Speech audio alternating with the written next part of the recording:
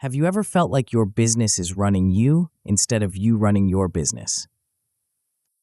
If your days are spent firefighting chaos, constantly fixing bottlenecks, or losing sleep over what would break if you stepped away, then this book is for you.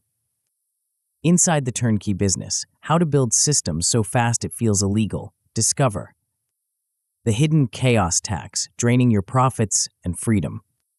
How to shift from exhausted operator to empowered architect. Simple ways to automate repetitive tasks, freeing hours every week. Why systems-focused businesses scale effortlessly and command higher valuations. And much, much more.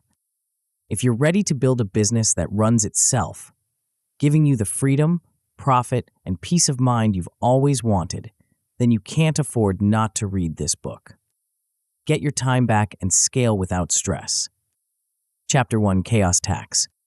Your business is hemorrhaging money right now. Not through obvious leaks, bad hires, failed marketing campaigns, or inventory write-offs, those you'd catch in a heartbeat. This drain is invisible, silent, and absolutely devastating. It's the chaos tax, and it's bleeding your company dry while you sleep. Every time your sales manager interrupts your strategy session to ask about a pricing exception, you pay the chaos tax. Every time a customer email bounces between 3 departments before someone takes action, you pay it again. Every time your best employee quits because they're drowning in repetitive busy work instead of doing the work they were hired for, the chaos tax just claimed another victim. This isn't about working harder or hiring more people. This is about the hidden cost of running a business without systems, the price you pay for every duplicated effort, every manual handoff, every decision that requires your personal approval. The chaos tax doesn't just steal your time, it steals your freedom, your profit margins, and your competitive edge. But here's what the top 1% of business builders know that everyone else doesn't. The chaos tax is completely optional. The silent profit killer. Let's get brutally specific about what chaos costs you. Hidden work duplication drains profit faster than any competitor ever could. Your customer service team manually enters the same information that your sales team already captured. Your accounting department recreates reports that your operations team generated last week. Your marketing team designs assets that your product team already built 6 months ago. This isn't just inefficiency. It's profit evaporation in real time. The average mid-sized business loses 21% of its productivity to duplicated work. That's not a rounding error. That's the difference between a 15% profit margin and a 36% profit margin. That's the difference between struggling to make payroll and having the cash flow to invest in growth. But duplication is just the beginning. Founder-centric approvals throttle decision velocity to a crawl. Every choice that requires your sign-off creates a bottleneck that slows your entire operation. Your team stops thinking and starts waiting. Innovation dies in approval queues. Opportunities expire while decisions sit in your inbox. You become the constraint that limits your own growth. Think about it. How many decisions crossed your desk yesterday that someone else could have made? How many times did work stop because you weren't available to give the green light? Every approval you hoard is a brake pedal you're pressing on your own acceleration. Then there's the knowledge evaporation problem. Your best employees carry critical information in their heads: customer preferences, vendor relationships, process shortcuts, problem-solving approaches. When they leave, and they will leave, that knowledge walks out the door with them. You're not building a business. You're building a house of cards held together by individual expertise. The domino effect of inaction. If you think the chaos tax is expensive now, wait until you see what it costs over time. Margin erosion accelerates as rework compounds. Every duplicated effort doesn't just waste time once, it creates a pattern that repeats indefinitely. Your team learns to work around broken processes instead of fixing them. They develop workarounds for the workarounds. Soon, you're paying 3 people to do what 1 person could accomplish with the right system. The math is merciless. A 5% efficiency loss in year 1 becomes a 15% loss in year 2 as bad habits compound. By year 3, you're operating at 70% of your potential capacity while paying 100% of the costs. Meanwhile, burnout spreads through your organization like a virus. Your top performers, the ones who care enough to pick up the slack, start working nights and weekends to compensate for broken processes. They become resentful. They start looking for the exit. You lose your best people, not because they don't believe in your vision, but because they're exhausted from fighting your systems every day. And while you're burning through talent and margin, your competitors are pulling ahead. The businesses that invested in systems early are operating with half your overhead and twice your speed. They're capturing market share not because they have better products, but because they have better operations. They can respond to opportunities faster. They can scale without chaos. They can attract top talent because their employees actually enjoy coming to work. You're not just losing the race. You're running it with weights around your ankles while your competitors are driving Formula One cars. Your first victory, the 24-hour chaos audit. Here's what you're going to accomplish in the next 24 hours. Identify your top 3 chaos drains and feel the immediate relief of seeing the problem clearly. This isn't about fixing everything at once. This is about developing chaos radar, the ability to spot inefficiency the moment it appears. Start with your inbox. Every email that requires your input represents a potential bottleneck. Count them. How many decisions are waiting for you right now? How many of those decisions could someone else make if they had the right information and authority? Next, track your interruptions. For one full day, note every time someone asks you a question that they should already know the answer to. Every interruption is a symptom of missing systems. Your team isn't incompetent, they're operating in an information vacuum. Finally, map your rework. Ask your team, what's the most frustrating part of your job? The answers will reveal your biggest chaos drains. Listen for phrases like, I have to redo this, nobody told me, or I'm waiting for approval. These 3 categories, bottleneck decisions, information gaps, and rework loops, account for 80% of the chaos tax in most businesses. But identifying the problem is just the beginning. The 9-step liberation path. You're about to draft a roadmap that will transform your business from a chaos factory into a precision machine. This isn't theory. This is the exact sequence that turns entrepreneurs into architects and businesses into assets. The path has 9 steps, and the order matters more than you realize. Step 1. Systems mindset. Before you touch a single process, you need to rewire your brain. You'll learn to see every task as a component in a larger machine, every decision as a design choice that either scales or constrains. Step 2. Process maps. You'll freeze your tribal knowledge into visual blueprints that anyone can follow. No more ask Sarah, she knows how to do that. Step 3. Automation stack. You'll identify which tasks humans should never touch again and build the technology backbone to handle them. Step 4. Flow optimization. You'll hunt down bottlenecks and eliminate the wait states that kill momentum. Step 5. Live metrics. You'll build dashboards that show you exactly what's happening in real time, so you can steer with data instead of guessing. Step 6. Self-healing. You'll design systems that fix themselves when things go wrong without human intervention. Step 7. Autonomy engine. You'll transform your team from task followers into decision makers who own outcomes. Step 8. Ever scaling. You'll connect all the pieces into a compounding loop that gets stronger with every cycle.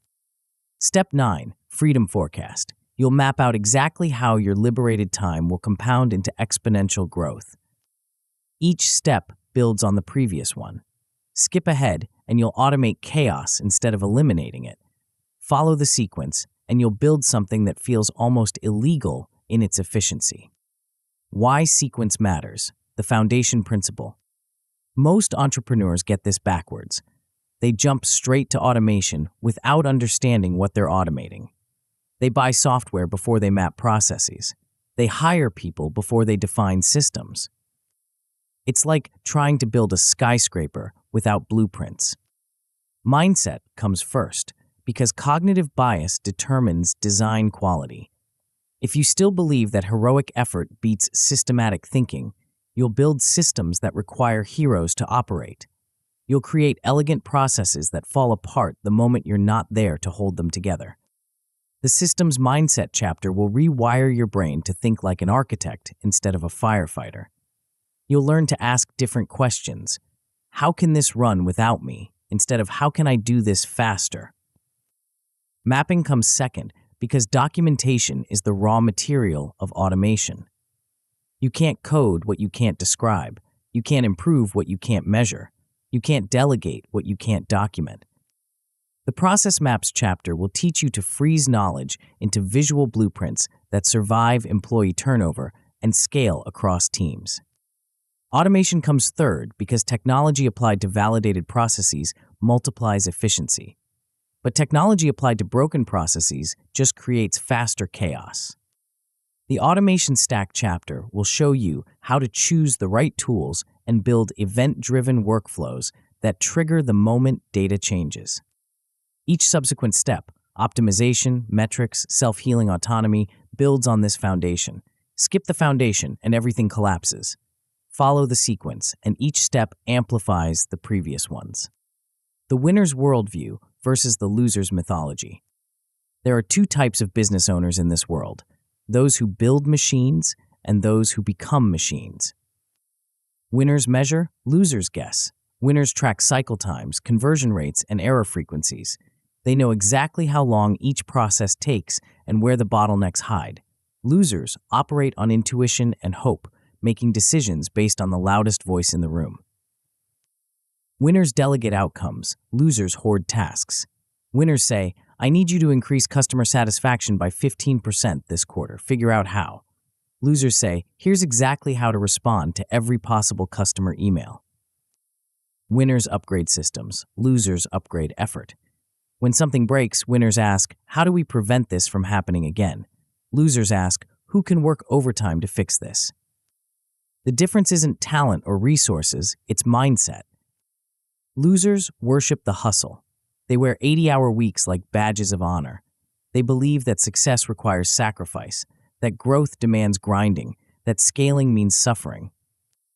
Winners worship leverage. They understand that the goal isn't to work harder, it's to make work unnecessary.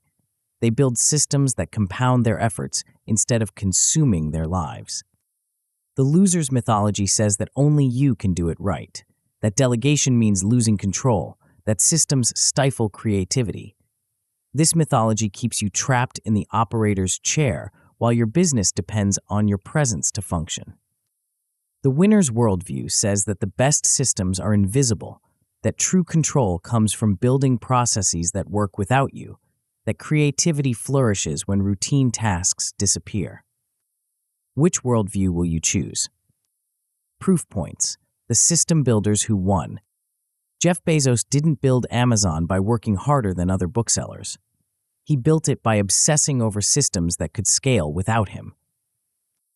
His famous two-pizza team rule, no meeting should require more than 2 pizzas to feed the attendees, wasn't about saving money on lunch. It was about cutting communication overhead and enabling autonomous decision-making. Small teams move faster, communicate clearer, and own outcomes more completely.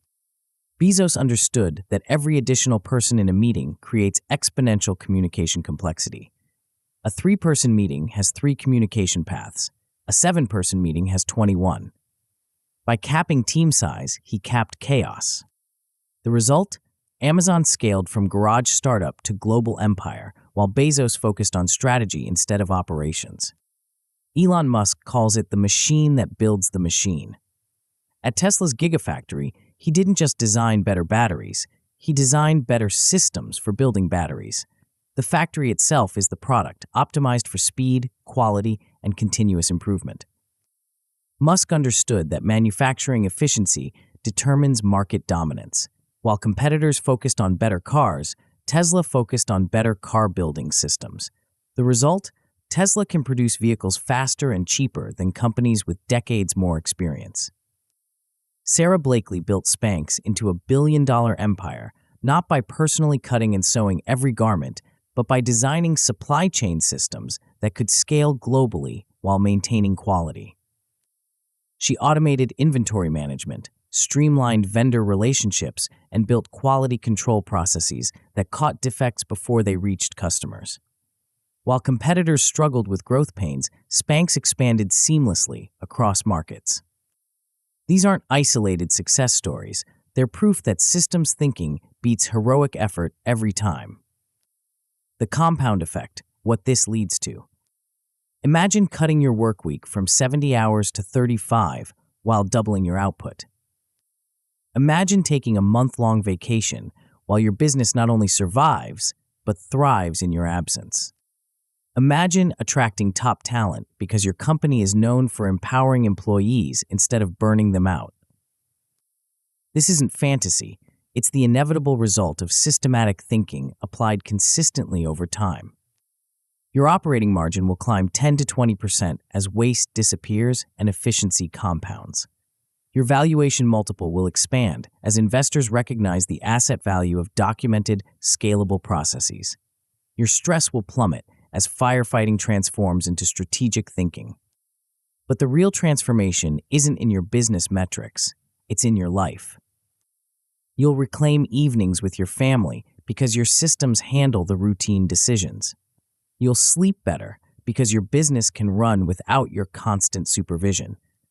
You'll rediscover the passion that drove you to start your business in the first place. The chaos tax isn't just stealing your money, it's stealing your life. Every hour you spend on work that could be systematized is an hour you can't spend on work that only you can do. Strategy, relationships, vision. These are the activities that create exponential value. These are the activities that only the founder can perform. These are the activities that the chaos tax prevents you from pursuing. The clock is ticking. Every day you delay building systems is a day your competitors get further ahead. Every manual process you tolerate is profit you're leaving on the table. Every decision you hoard is growth you're preventing. The chaos tax compounds daily. The longer you wait, the more expensive it becomes to fix. The deeper the bad habits get embedded, the harder they are to change. But here's the truth that will set you free. You already know what needs to be fixed. You've felt the frustration of broken processes. You've seen the waste. You've experienced the bottlenecks. The knowledge is there. The tools are available. The only question is whether you'll act. In the next chapter, we'll begin the most important transformation of your entrepreneurial journey. You'll learn to see your business through the lens of systems thinking, to view every task as a component in a larger machine, every process as an opportunity for leverage. You'll discover why the most successful entrepreneurs aren't the hardest workers, but the smartest system builders. You'll understand how a simple shift in perspective can unlock exponential improvements in efficiency, profitability, and freedom. The chaos tax has ruled your business long enough. It's time to build the machine that makes the machine and reclaim the life you started your business to create. But first, you need to rewire your brain to think like a systems architect instead of a heroic operator. The mindset shift waiting in the next chapter will determine whether you build a business that serves you or one that enslaves you. The choice is yours. The time is now. The revolution begins with a single thought. What if there's a better way? Before we continue, make sure to subscribe to Grow to the Top and activate notifications to receive more self-improvement tips that will supercharge your growth. And make sure to give this video a thumbs up and share it with your friends. It really helps the channel grow. Thank you for your support. Chapter 2, Systems Mindset. There's a hidden virus infecting your brain right now. It's not malware or a biological pathogen. It's something far more insidious, a mental operating system that was installed without your permission, programmed to keep you trapped in the operator's chair while your business crumbles around you. This virus convinces you that only you can do the work right. It whispers that delegation equals losing control. It makes you believe that working harder is the same as working smarter. Every time you personally handle a task that someone else could manage, the virus wins. Every time you make a decision that could be systematized, it spreads deeper into your neural pathways. The virus has a name, the operator mindset, and it's the single biggest threat to your business's survival. But here's what the top 1% of entrepreneurs discovered. You can reprogram your mental operating system. You can install new software that transforms you from a heroic firefighter into a strategic architect.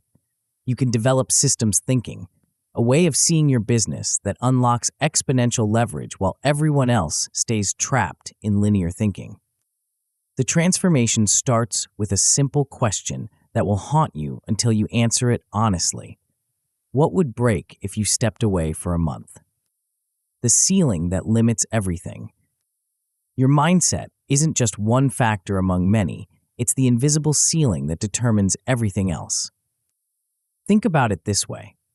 If you believe that success requires your personal involvement in every decision, you'll design processes that depend on your presence. If you think that quality control means checking everything yourself, you'll build bottlenecks with your name on them.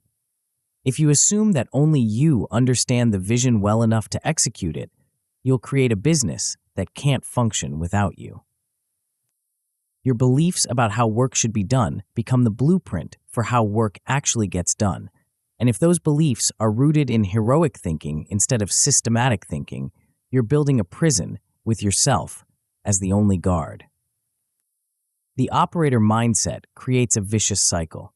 You start by handling tasks personally because it's faster than explaining them. Then those tasks become your responsibilities. Soon, your team stops thinking about solutions and starts waiting for instructions. They become dependent on your decision-making, which makes you feel indispensable, which reinforces your belief that you need to stay involved. Meanwhile, cognitive biases compound the problem. Recency bias makes you overweight the importance of whatever crisis happened yesterday. Over-optimism bias convinces you that this time will be different, that you can handle just one more responsibility without breaking. The heroic effort bias tricks you into believing that working harder is always better than working smarter. These biases don't just affect individual decisions, they shape the entire architecture of your business. They determine whether you build systems that scale or systems that constrain. They decide whether your company becomes an asset that works for you or a liability that owns you.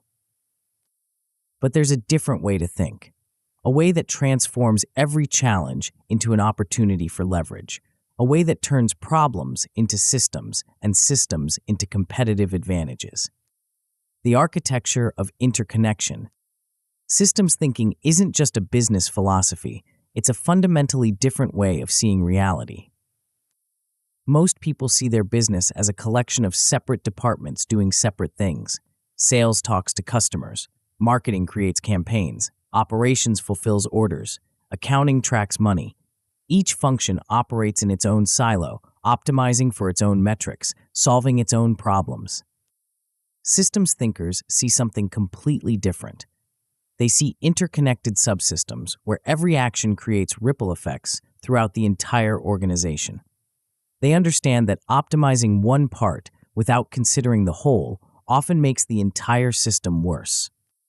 When your sales team promises a delivery date without checking with operations, that's not a sales problem or an operations problem. It's a systems problem. When your marketing team generates leads that your sales team can't handle, that's not a capacity problem. It's a flow design problem.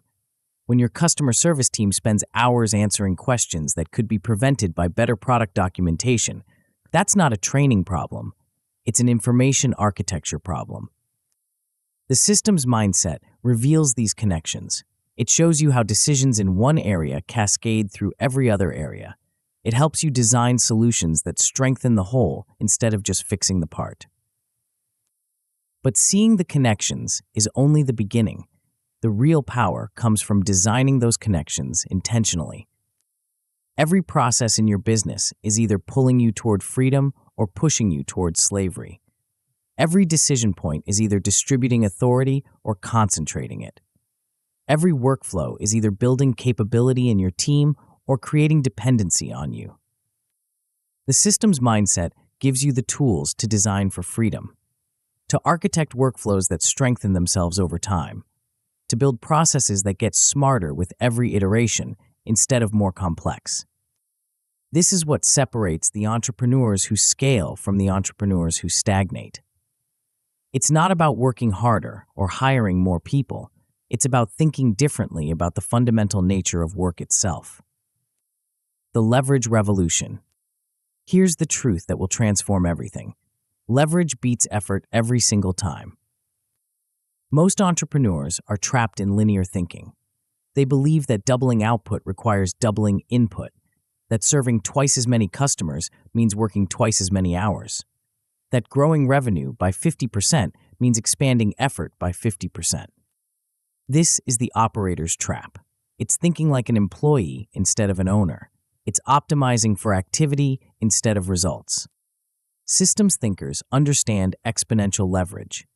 They know that the right process improvement can eliminate entire categories of work, that the right delegation framework can multiply their decision-making capacity, that the right automation can handle infinite volume without adding a single hour to their day. The difference isn't subtle, it's revolutionary. When you think linearly, you ask questions like, how can I do this faster? Who can help me with this? What tools can make this easier? When you think systematically, you ask completely different questions. How can this happen without me? What would make this unnecessary? How can we prevent this problem from occurring? The first set of questions optimizes the existing system. The second set of questions redesigns the system entirely. This shift in questioning creates a cascade of different decisions. Instead of hiring someone to handle customer complaints, you design processes that prevent complaints from happening. Instead of working weekends to catch up on administrative tasks, you automate the administrative tasks entirely. Instead of personally approving every expense, you create spending guidelines that enable autonomous decision-making. Each systematic solution doesn't just solve the immediate problem, it prevents entire categories of future problems. It builds capability instead of dependency. It creates leverage instead of overhead. But leverage isn't just about efficiency. It's about reclaiming your role as the architect of your business instead of its operator. The mental triggers that change everything. The transformation from operator to architect doesn't happen overnight.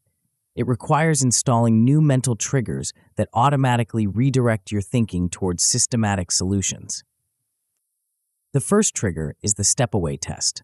Every time you find yourself personally handling a recurring task, ask, what would happen if I couldn't do this for the next 30 days? This question forces you to think about the task systematically instead of personally. If the answer is, everything would fall apart, you've identified a critical dependency that needs to be systematized. If the answer is, someone else would figure it out, you've identified work that should already be delegated. If the answer is, it probably doesn't need to be done, you've identified waste that should be eliminated. The step-away test reveals the difference between work that requires your unique capabilities and work that simply landed on your desk by default. Most of what feels urgent and important is actually neither. It's just habitual. The second trigger is the Lego rule. Every task should be broken down into fist-sized blocks that can be easily understood, documented, and transferred. If you can't explain a process in simple terms, you don't understand it well enough to systematize it. Complex processes aren't inherently better than simple ones. In fact, complexity is usually a sign of poor design. The best systems are elegant in their simplicity, easy to understand, easy to execute, easy to improve. When you apply the Lego rule, you discover that most complex work is actually a series of simple steps that have been bundled together unnecessarily. By breaking them apart, you create opportunities for specialization, automation, and parallel processing. The third trigger is the autonomy ladder. Every task in your business can be rated on a scale from completely dependent to completely autonomous. Your goal is to systematically move every task up the ladder until your personal involvement becomes unnecessary. At the bottom of the ladder are tasks that require your direct supervision at every step. In the middle are tasks that can be completed independently but require your approval. At the top are tasks that happen automatically without any human intervention. The autonomy ladder helps you prioritize your systematization efforts. Tasks at the bottom of the ladder are bleeding your time and constraining your growth. Tasks at the top are multiplying your leverage and creating freedom. The inversion strategy. Sometimes the best way to build something is to first imagine how to break it.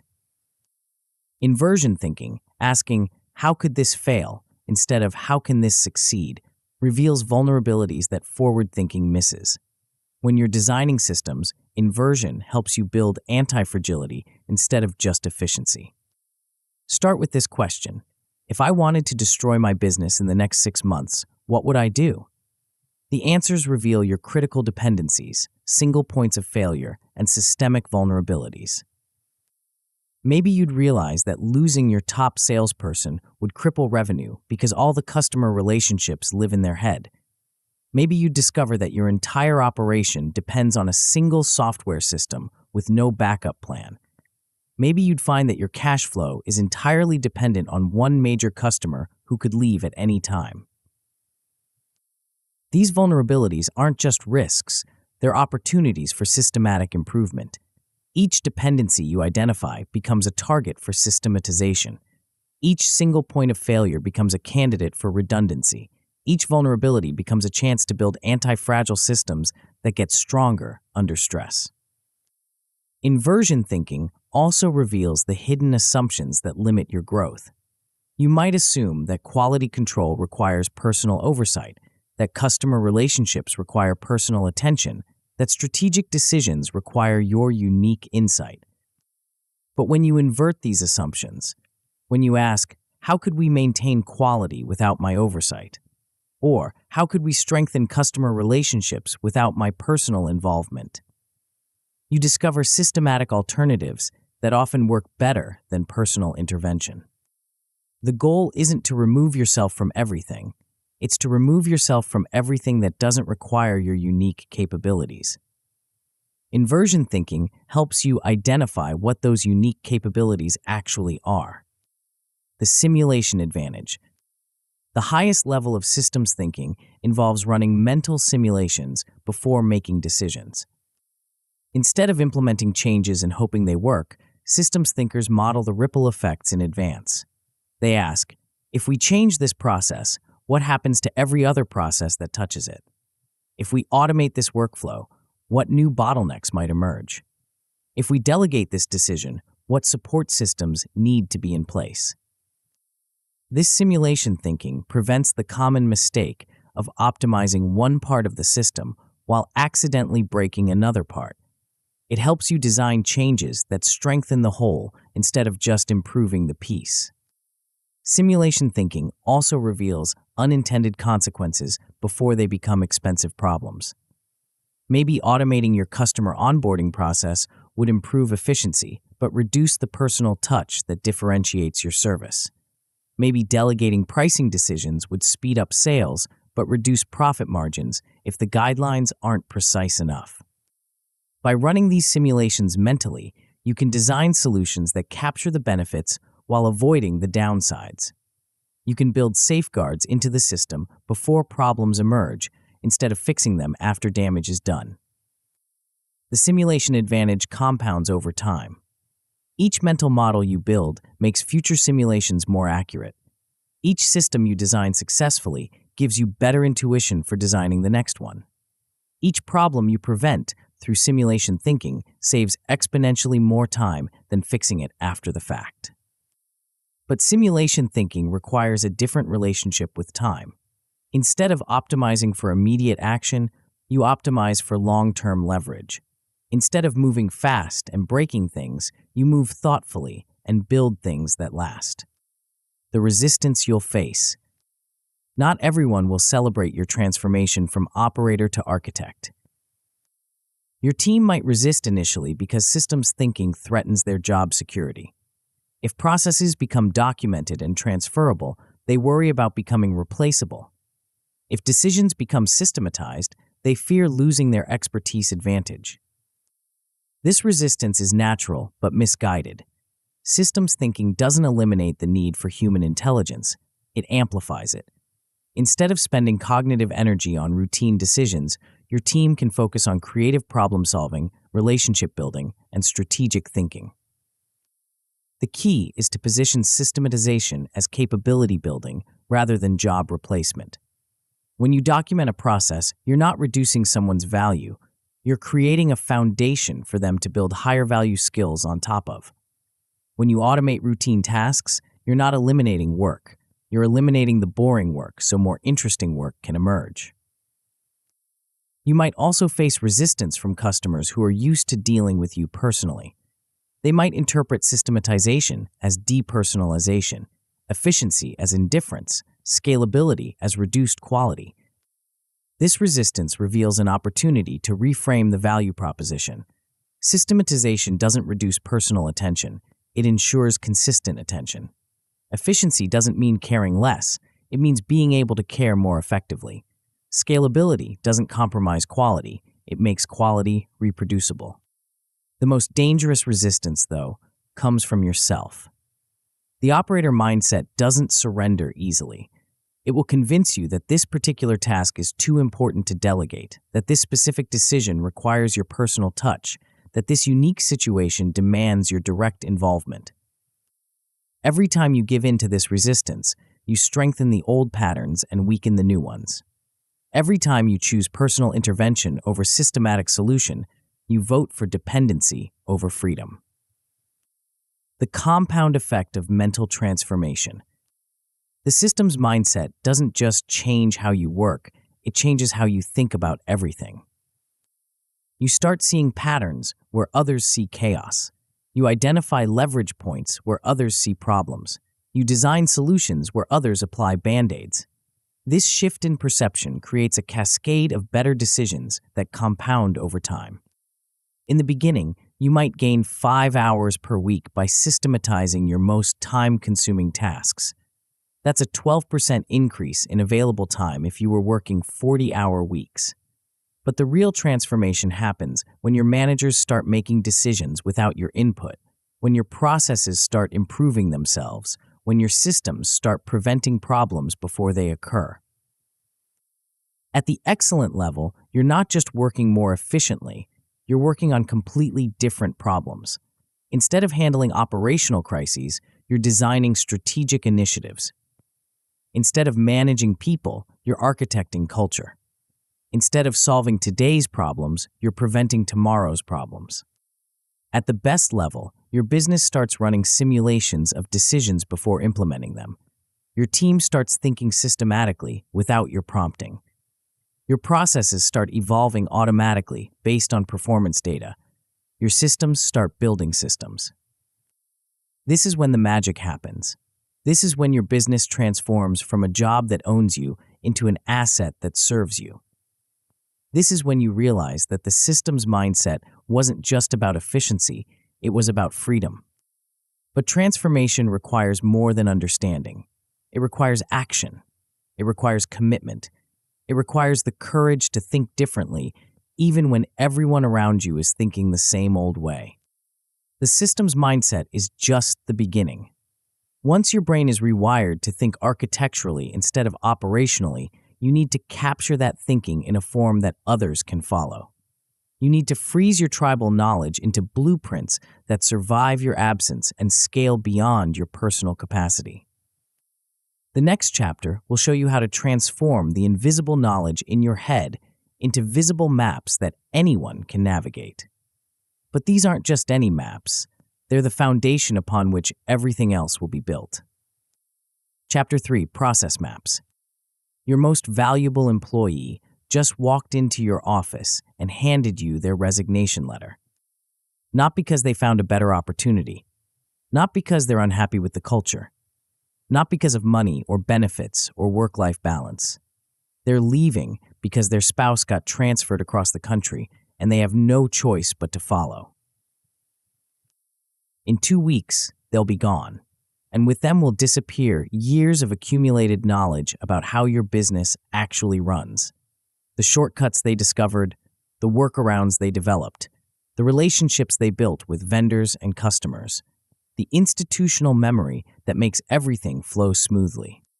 You realize with growing horror that you have no idea how they actually do their job.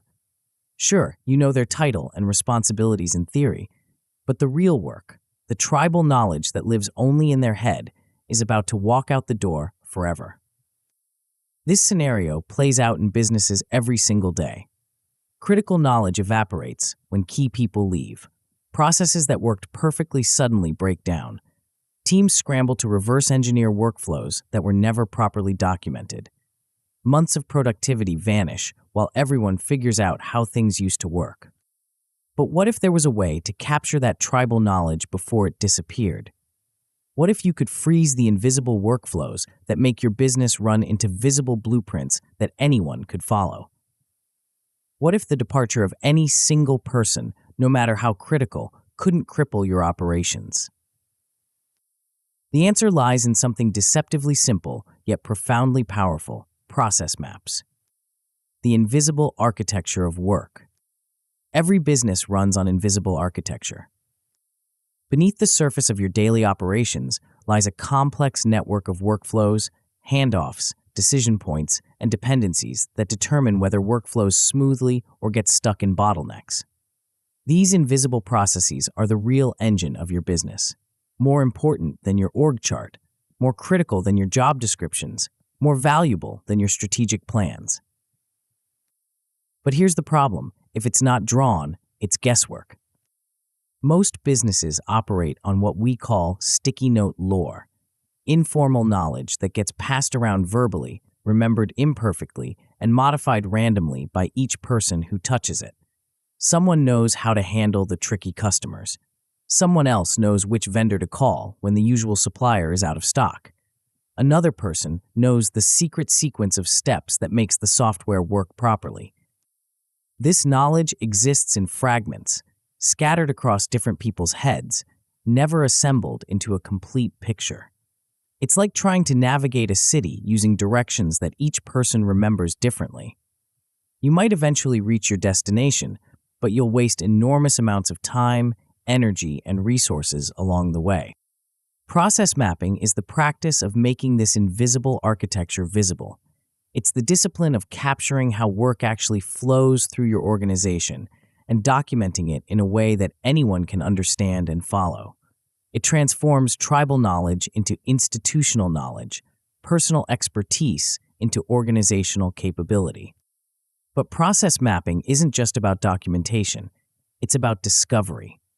The act of mapping reveals inefficiencies you never noticed, redundancies you never questioned, and opportunities you never considered.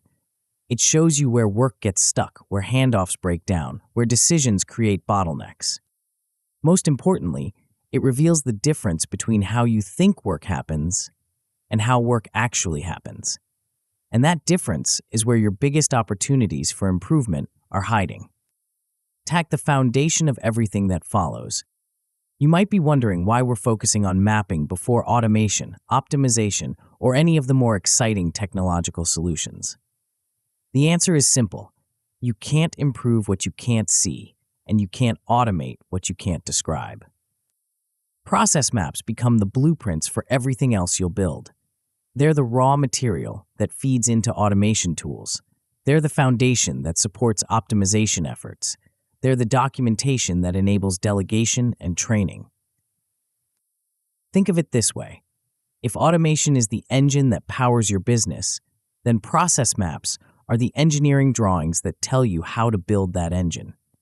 If optimization is the fine-tuning that maximizes performance, then process maps are the baseline measurements that show you what to tune. Without clear maps, automation becomes a game of chance. You might automate the wrong steps, miss critical dependencies, or create elegant solutions to problems that don't actually exist. Without documented processes, optimization becomes impossible because you have no reliable way to measure improvement. But with clear, accurate process maps, everything changes. Suddenly, you can see exactly where the bottlenecks are. You can identify which steps add value and which steps add waste. You can spot opportunities for parallel processing, elimination of handoffs, and reduction of cycle time. The maps become your strategic advantage. They give you a level of operational clarity that your competitors lack. They enable you to make decisions based on data instead of intuition, facts instead of assumptions. The mythology that keeps you stuck. Before we dive into how to create effective process maps, we need to destroy some dangerous myths that keep most businesses from ever starting. The first myth is that flowcharts are bureaucratic busywork, the kind of meaningless documentation that big corporations create to justify the existence of middle management. This myth suggests that process mapping is about control, compliance, and red tape rather than efficiency, clarity, and results. This couldn't be further from the truth. The best process maps aren't bureaucratic documents. They're strategic tools. They don't create red tape. They eliminate it by showing you which steps are actually necessary and which steps are just organizational scar tissue from previous problems. The second myth is that mapping must cover every edge case from day one. This perfectionist thinking paralyzes teams before they start. They imagine they need to document every possible scenario, every exception, every variation before the map can be useful. This is backwards thinking. The goal isn't to create perfect documentation, it's to create useful documentation that can be improved over time. You start with the most common scenarios and add complexity gradually as you encounter it. Perfect is the enemy of good, and good is infinitely better than nothing. The third myth is that only operations teams need process documentation. This myth assumes that creative work, strategic work, and relationship work can't be systematized. It suggests that anything involving human judgment or creativity is too complex to map. This is a fundamental misunderstanding of what process mapping accomplishes. You're not trying to eliminate human judgment. You're trying to create frameworks that make human judgment more effective. You're not trying to automate creativity. You're trying to automate the routine work that gets in the way of creativity. Every type of work has structure, even if that structure isn't immediately obvious. Sales has structure. Marketing has structure. Customer service has structure. Strategy has structure. The question isn't whether the structure exists, it's whether you're going to make it visible and improvable. The architecture of clarity. Creating effective process maps requires understanding the architecture of clarity. Not all maps are created equal. Some illuminate the path forward, while others obscure it with unnecessary complexity. The foundation of any good process map is the minimum viable process approach. Instead of trying to document everything at once, you start with the simplest possible version that captures the essential flow. Think of it as the skeleton that you'll add muscle and skin to over time. A minimum viable process map answers three fundamental questions. What triggers this process to start? What are the essential steps that must happen? What indicates that the process is complete? Everything else is detail that can be layered on later. This approach forces you to focus on the core value-creating activities and ignore the peripheral complexity that often clouds understanding. It helps you distinguish between what's essential and what's just habitual. It creates a foundation that's stable enough to build on, but simple enough to understand. Once you have the MVP version, you can begin layering additional detail using what we call the SOP layering framework. Each layer adds a specific type of information without overwhelming the basic structure. The first layer adds timing information. How long should each step take? What are the service level agreements between different roles? Where do delays typically occur? This timing layer reveals bottlenecks and helps you set realistic expectations. The second layer adds decision criteria. What information is needed to make each decision? What are the rules for handling different scenarios? Who has the authority to make exceptions? This decision layer reduces ambiguity and enables consistent execution. The third layer adds quality standards. What does good output look like at each step? How do you know when something is ready to move to the next stage? What are the checkpoints that prevent errors from propagating? This quality layer ensures that speed doesn't come at the expense of excellence. Each layer makes the map more useful without making it more complex to follow. The basic flow remains clear while the supporting information becomes available when needed. The discovery process. The most challenging part of process mapping isn't the drawing, it's the discovery. Most people think they understand how their work gets done, but they're usually wrong about the details. They know the intended process, but they're blind to the actual process. The gap between intended and actual is where the real insights live. It's where you discover the workarounds that people developed to compensate for broken systems. It's where you find the informal networks that actually make things happen. It's where you uncover the hidden dependencies that could break everything if they disappeared. Discovery requires what we call walking the work, literally following a piece of work from beginning to end and documenting every step, every handoff, every decision point, every delay. You can't do this from your office. You can't do this from memory. You have to observe the actual work being done by the actual people who do it. Start by gathering the people who touch the process in a room with a large whiteboard. Ask them to walk through a recent example, step by step, not the ideal version or the way it's supposed to work, but exactly how it actually worked in a specific instance. Pay attention to the language they use. When someone says, "then I usually," or "sometimes we," or "it depends on," you've found variation that needs to be documented. When someone says, "I have to check with," or "I wait for," or "I send it to," you found a handoff that could become a bottleneck. Watch for the gaps between what people think happens and what actually happens.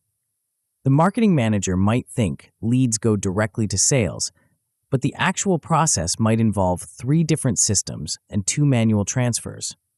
The customer service rep might think they have all the information they need, but they might be making 5 phone calls to gather missing data. These gaps aren't failures, they're opportunities. Each workaround reveals a system that could be improved. Each informal network reveals a formal process that could be created. Each hidden dependency reveals a single point of failure that could be eliminated. The visual language of flow. Once you've discovered how work actually flows, you need to translate that understanding into a visual language that anyone can read. This isn't about creating pretty pictures, it's about creating communication tools that eliminate ambiguity and enable shared understanding. The most powerful visual technique is swim lane mapping. Instead of showing the process as a linear sequence, you show it as parallel streams with clear handoffs between different roles or departments. Each swim lane represents a different actor in the process, and the flow shows how work moves between them. Swim lanes immediately reveal inefficiencies that linear maps hide. You can see where work sits idle, waiting for the next person to pick it up. You can spot where multiple people are doing similar work in parallel. You can identify where handoffs create opportunities for miscommunication or delay. Color coding adds another layer of insight. You might use red to highlight decision points where the process could branch in different directions.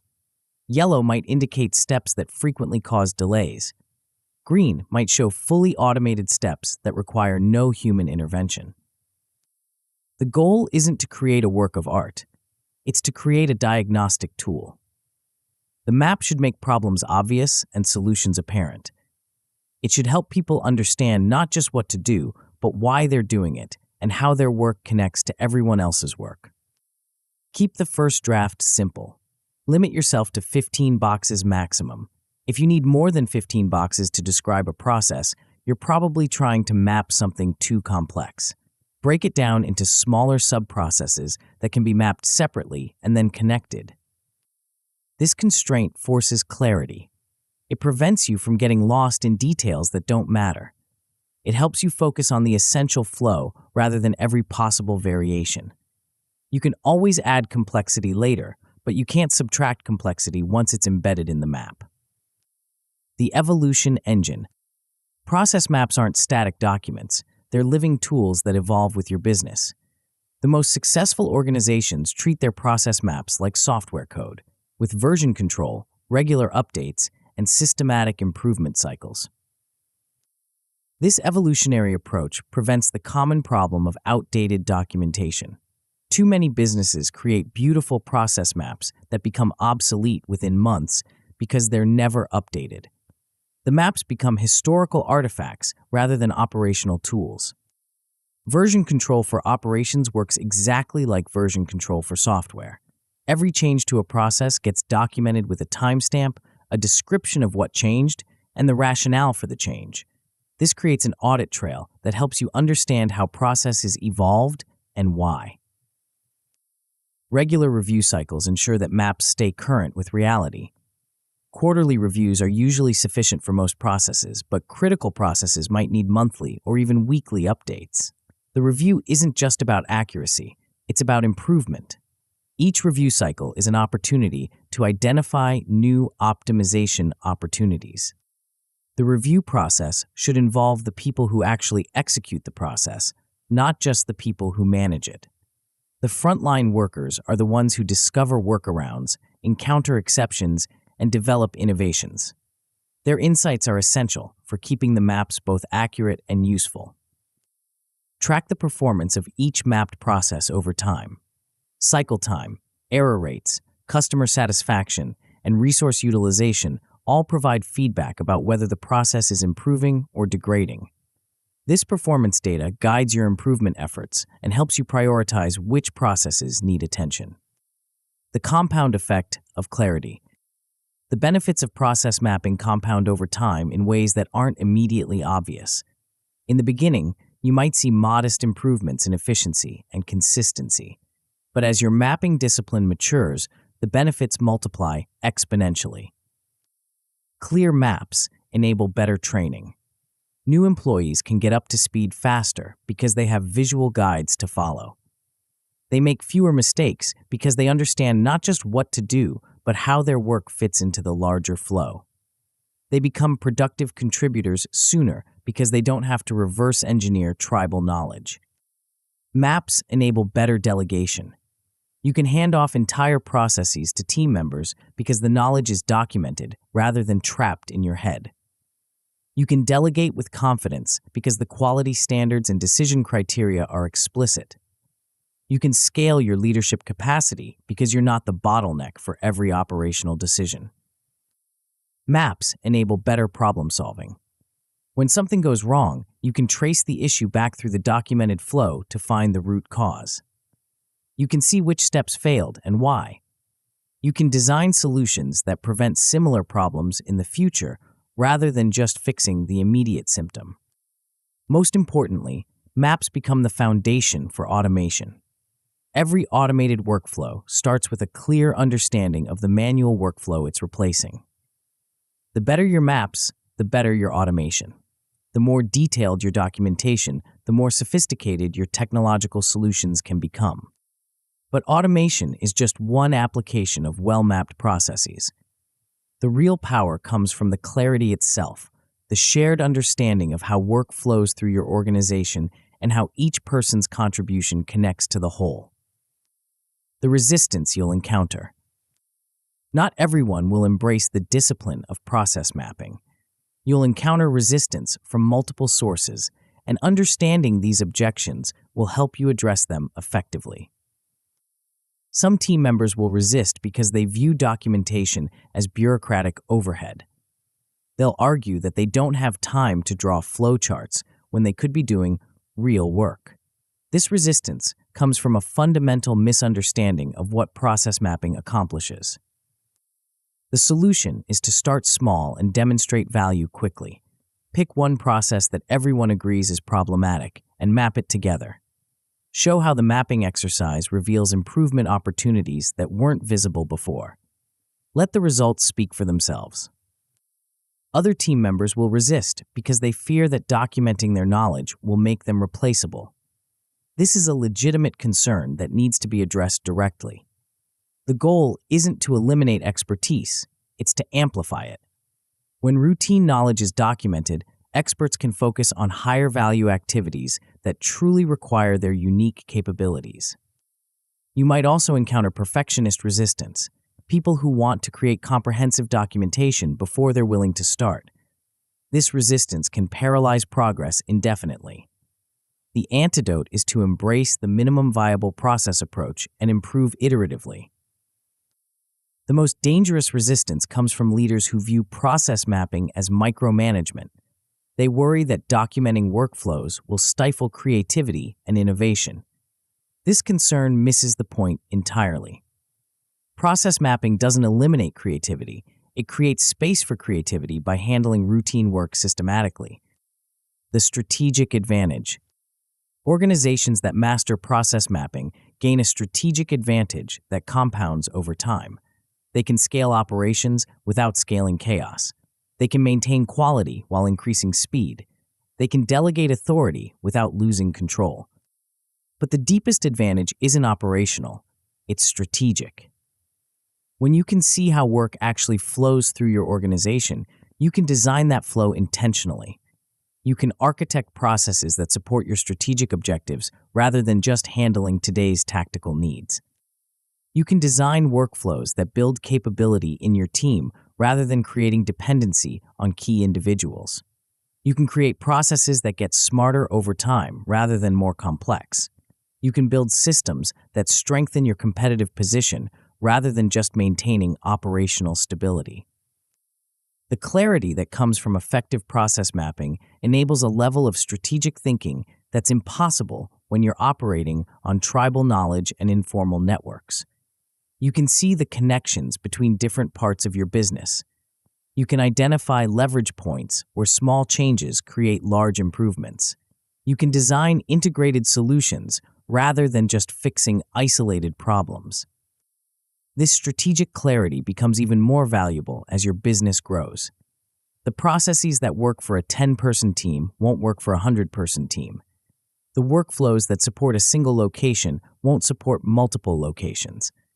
The systems that handle 1,000 customers won't handle 10,000 customers. But if you have clear maps of your current processes, you can design the evolution intentionally. You can see which processes will break first as you scale. You can identify which workflows need to be redesigned before they become bottlenecks.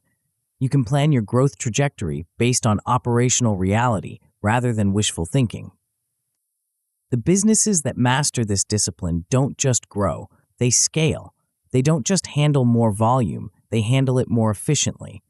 They don't just survive growth, they use growth as an opportunity to build competitive advantages that become harder for competitors to match. Your process maps are about to become the foundation for something even more powerful.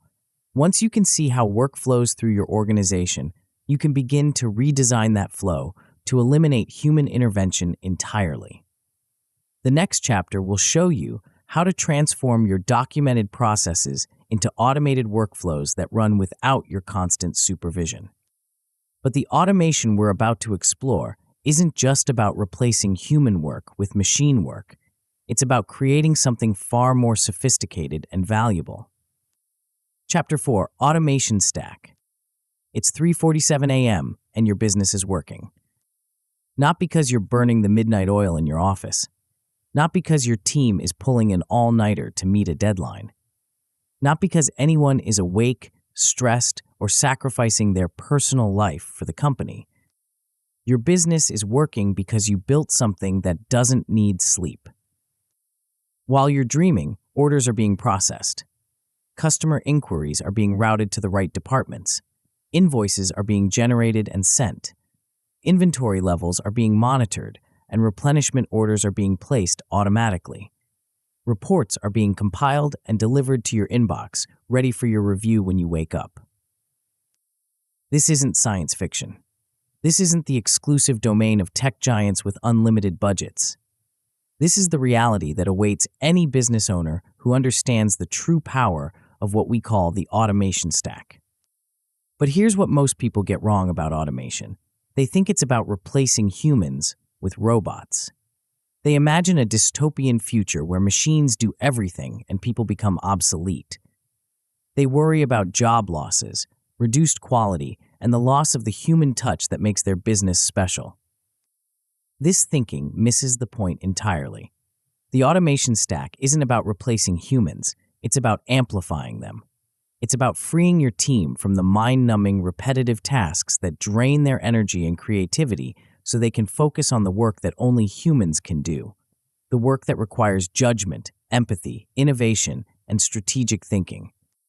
The automation stack is your path to a business that scales without chaos, grows without burnout, and operates with a precision that your competitors can't match.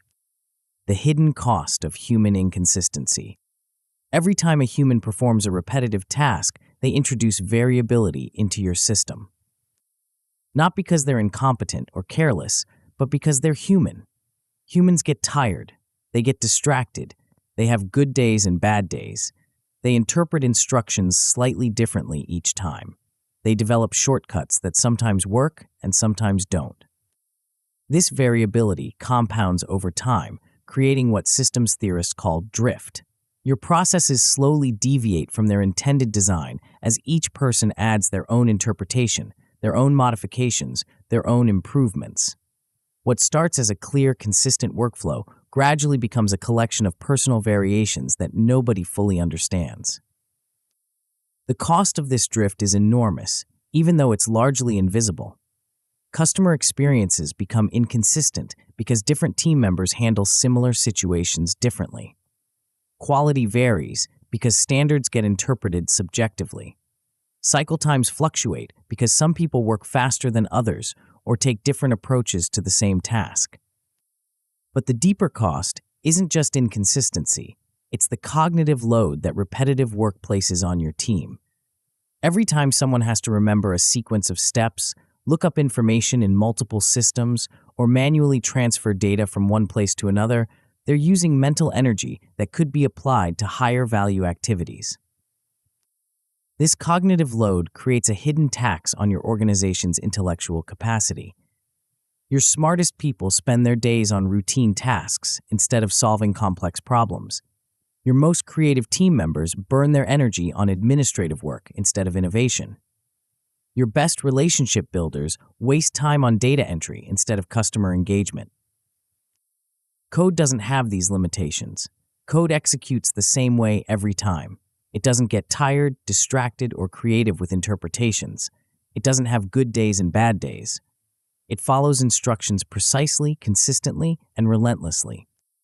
When you replace human execution with code execution, you don't just gain consistency, you gain speed. Code can process information faster than any human. It can work 24 hours a day without breaks. It can handle multiple tasks simultaneously without losing focus. Most importantly, code frees your humans to be more human, to focus on the work that requires uniquely human capabilities, to solve problems, build relationships, and create value in ways that no machine ever could. The architecture of autonomous work. The automation stack isn't a single tool or technology, it's an architecture, a layered approach to removing human intervention from routine work while maintaining the flexibility to handle exceptions and edge cases. Think of it as a pyramid. At the base are simple macros and scripts that automate individual tasks. In the middle are workflow automation tools that connect multiple systems and orchestrate complex sequences. At the top are intelligent systems that can make decisions and adapt to changing conditions. Most businesses start at the wrong layer. They jump straight to complex artificial intelligence solutions or enterprise-grade workflow platforms without building the foundation. It's like trying to construct the penthouse before you've poured the concrete for the basement. The foundation layer consists of what we call swivel chair automation, eliminating the tasks where humans act as inefficient data transfer mechanisms between systems.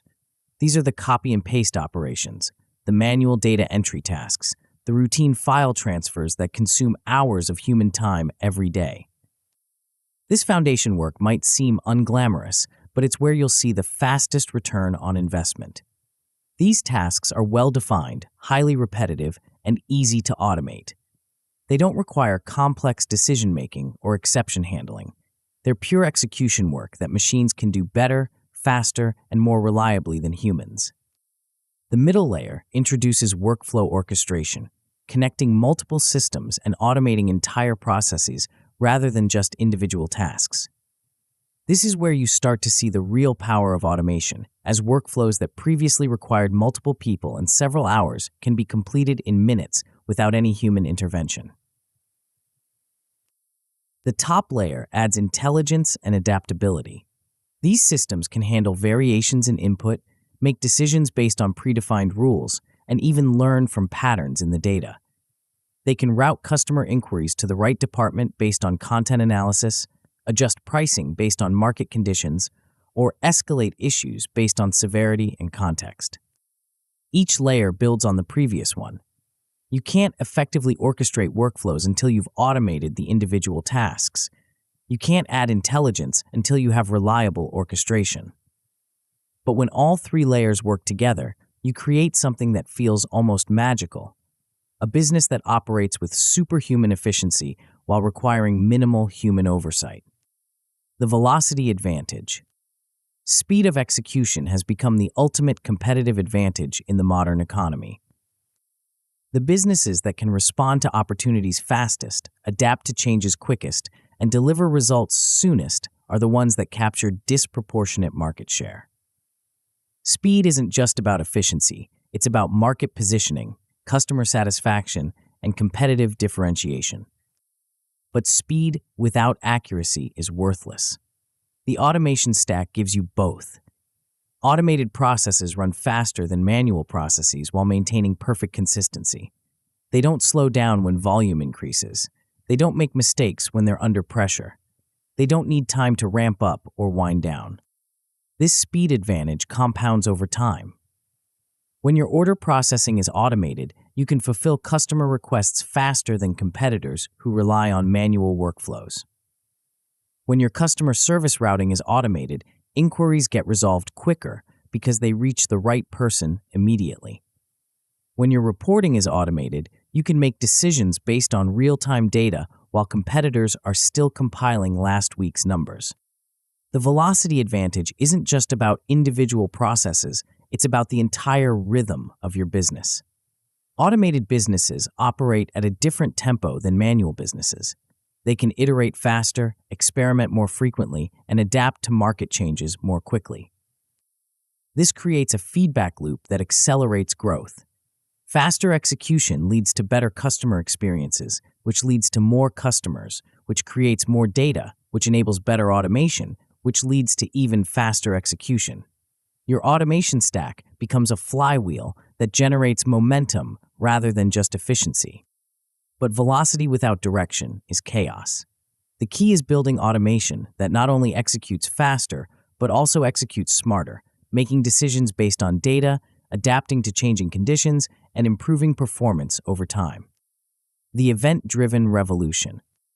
The most powerful automation isn't triggered by schedules or human intervention, it's triggered by events. Traditional automation follows a batch processing model. Reports get generated every morning at 9 a.m. Data gets synchronized every hour on the hour. Backups run every night at midnight. This scheduled approach works, but it's inefficient and often too slow for modern business requirements. Event-driven automation responds to changes the moment they happen. When a customer places an order, the fulfillment process starts immediately. When inventory drops below a threshold, replenishment orders are placed automatically. When a support ticket is created, it's routed to the appropriate team member based on the content and urgency. This shift from scheduled to event-driven automation transforms the responsiveness of your business. Instead of waiting for the next batch process to run, actions happen in real time. Instead of checking for changes periodically, the system responds to changes instantly. Event-driven architecture also enables more sophisticated automation workflows. You can create chains of events where one automated action triggers another, which triggers another, creating complex orchestrations that handle entire business processes without human intervention. For example, a customer inquiry might trigger content analysis to determine the topic and urgency. That analysis might trigger routing to the appropriate department. The routing might trigger a notification to the assigned team member. The assignment might trigger a calendar check to estimate response time. The response time estimate might trigger an automated acknowledgement to the customer with realistic expectations. Each step in this chain happens automatically, instantly, and consistently. The customer gets a better experience because their inquiry is handled immediately and routed correctly. The team member gets a better experience because they receive well-categorized, prioritized work. The business gets better outcomes because nothing falls through the cracks and response times are optimized. But event-driven automation requires a different architectural approach.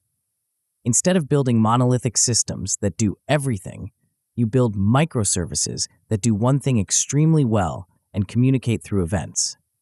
This modular approach makes your automation more flexible, more maintainable, and more scalable. The microservice advantage. The most successful automation strategies don't try to automate everything at once. They break complex processes into small, independent services that can be automated separately and then connected together. This microservice approach has several advantages over monolithic automation. First, it's easier to build and test small services than large systems. You can automate one piece of a process, verify that it works correctly, and then move on to the next piece. This incremental approach reduces risk and enables faster iteration. Second, microservices are more resilient than monolithic systems. If one service fails, the others continue operating. You can update, modify, or replace individual services without affecting the entire system. This modularity makes your automation stack more maintainable and more adaptable to changing requirements. Third, microservices enable parallel development. Different team members can work on different services simultaneously without stepping on each other's work. You can automate multiple processes at the same time instead of waiting for each one to be completed before starting the next. Most importantly, microservices create reusable components that can be combined in different ways to support different processes.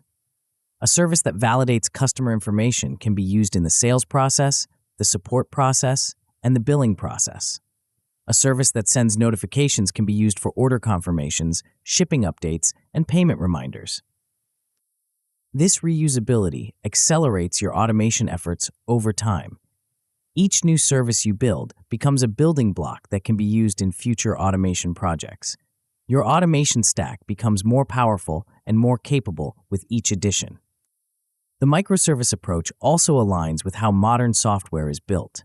Instead of trying to create custom solutions for everything, you can leverage existing services and APIs to handle common functions. Payment processing, email delivery, data storage, and communication can all be handled by specialized services that are more reliable and more feature-rich than anything you could build yourself. The intelligence layer. The most advanced automation doesn't just execute predefined workflows, it makes decisions based on data and adapts to changing conditions. This intelligence layer is where automation transforms from simple task execution to sophisticated business logic. Instead of following rigid rules, intelligent automation can evaluate situations, weigh options, and choose the best course of action based on current conditions and historical patterns. For example, intelligent pricing automation doesn't just apply fixed markups. It adjusts prices based on demand patterns, competitor pricing, inventory levels, and customer behavior. Intelligent customer service routing doesn't just follow department assignments. It considers agent expertise, current workload, customer history, and issue complexity. This intelligence comes from combining automation with data analysis. Every automated action generates data about performance, outcomes, and exceptions. This data can be analyzed to identify patterns, optimize decision-making, and improve future performance. Machine learning algorithms can identify which customers are most likely to churn, which products are most likely to be returned, which support issues are most likely to escalate. This predictive intelligence can trigger proactive automation that prevents problems before they occur, rather than just responding to them after they happen. But intelligence without human oversight can be dangerous. The key is building automation that's smart enough to handle routine decisions, but wise enough to escalate complex or unusual situations to human experts. This hybrid approach combines the speed and consistency of automation with the judgment and creativity of human intelligence. The intelligence layer also enables continuous improvement.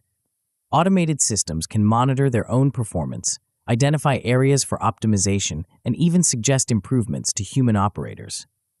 This creates a feedback loop where automation gets smarter and more effective over time. The implementation strategy. Building an effective automation stack requires a systematic approach that balances ambition with pragmatism. Start by creating an automation backlog, a prioritized list of processes that are candidates for automation. Not every process should be automated, and not every automation should be built immediately. You need a framework for deciding what to automate first and what to leave for later. The best candidates for early automation are high-volume, low-complexity processes with clear inputs and outputs. These are the tasks that consume significant human time but don't require complex decision-making or exception handling. They're also the tasks where automation will have the most immediate and measurable impact. Avoid the temptation to automate complex, exception-heavy processes early in your automation journey. These processes require sophisticated logic and extensive testing. They're better tackled after you've built experience and confidence with simpler automations. Use a prototype-first approach for each automation project. Instead of trying to build the perfect solution immediately, create a minimal viable automation that handles the most common scenarios. Test it thoroughly, gather feedback from users, and iterate based on real-world usage. This prototyping approach serves several purposes. It helps you understand the true requirements of the process, which are often different from the documented requirements. It reveals edge cases and exceptions that weren't obvious during the planning phase. It builds confidence in automation among team members who might be skeptical about replacing human work with code. Most importantly, prototyping enables rapid learning. You can discover what works and what doesn't without investing months in development. You can adjust your approach based on actual results rather than theoretical assumptions. The quality imperative. Automation without quality controls is just faster chaos. The speed and consistency advantages of automation can become liabilities if the automated processes are executing the wrong logic or handling exceptions poorly. A manual process that makes occasional mistakes might be annoying, but an automated process that makes systematic mistakes can be catastrophic. This is why quality must be built into every layer of your automation stack. You need monitoring systems that track the performance of automated processes in real time. You need alerting systems that notify human operators when automated processes encounter unexpected conditions. You need rollback mechanisms that can quickly revert to manual processes if automation fails. But quality isn't just about error detection and correction. It's about continuous improvement. Every automated process should generate metrics about its performance, efficiency, and outcomes. These metrics should be analyzed regularly to identify opportunities for optimization and enhancement. The goal isn't to build perfect automation. It's to build automation that gets better over time. Each iteration should be more reliable, more efficient, and more capable than the previous version. This continuous improvement mindset transforms automation from a one-time implementation project into an ongoing competitive advantage. Quality also requires proper testing and validation procedures. Automated processes should be tested with realistic data in realistic scenarios before they're deployed to production. They should be validated by the people who understand the business requirements, not just the people who understand the technology. This testing and validation process should include exception handling scenarios. What happens when the automation receives unexpected input? How does it handle system failures or network outages? What safeguards prevent it from making decisions that could harm the business? The human factor. The most successful automation initiatives don't eliminate humans, they elevate them. When routine work is automated, humans can focus on work that requires uniquely human capabilities. Strategic thinking, creative problem solving, relationship building, and innovation all become more prominent in a highly automated organization. But this transition requires intentional change management. Team members who previously spent their time on routine tasks need to be retrained for higher value activities. They need to understand how automation enhances their role rather than threatening it. The key is positioning automation as a tool that makes humans more effective rather than a replacement for human work. Automation handles the routine so humans can focus on the exceptional. It processes the standard cases so humans can spend time on the complex cases that require judgment and creativity. This positioning requires demonstrating the benefits of automation through small wins rather than dramatic overhauls. Start with automations that clearly make people's jobs easier and more interesting. Show how removing routine work creates time for more engaging activities. Involve team members in the automation process rather than imposing it on them. The people who currently perform manual processes often have the best insights into how those processes could be improved or automated. Their knowledge is essential for building effective automation, and their buy-in is essential for successful adoption. Create new roles and responsibilities that leverage the capabilities that automation creates. If customer service inquiries are routed automatically, customer service representatives can focus on complex problem solving and relationship building.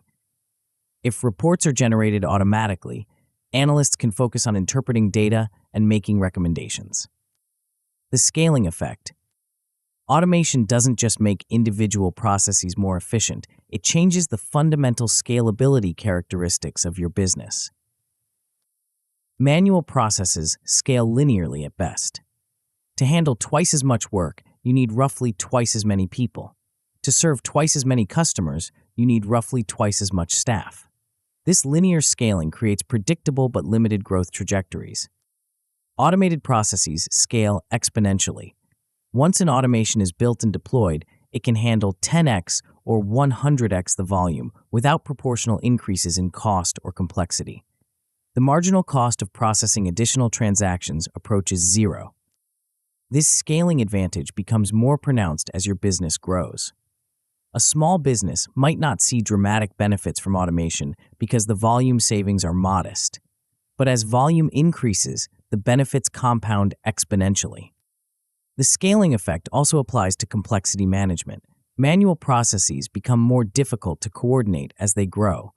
More people means more communication overhead, more potential for errors, and more management complexity. Automated processes maintain their simplicity and reliability regardless of scale. But the most important scaling effect is strategic. When your operations are highly automated, you can experiment and iterate much faster than competitors who rely on manual processes. You can test new business models, enter new markets, and respond to opportunities without the constraint of operational complexity.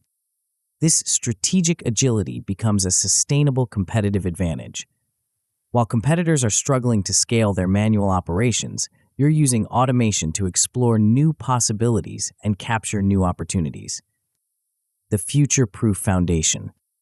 The automation stack you build today will determine your competitive position for years to come. Businesses that invest in automation early gain advantages that compound over time. They develop institutional knowledge about what works and what doesn't.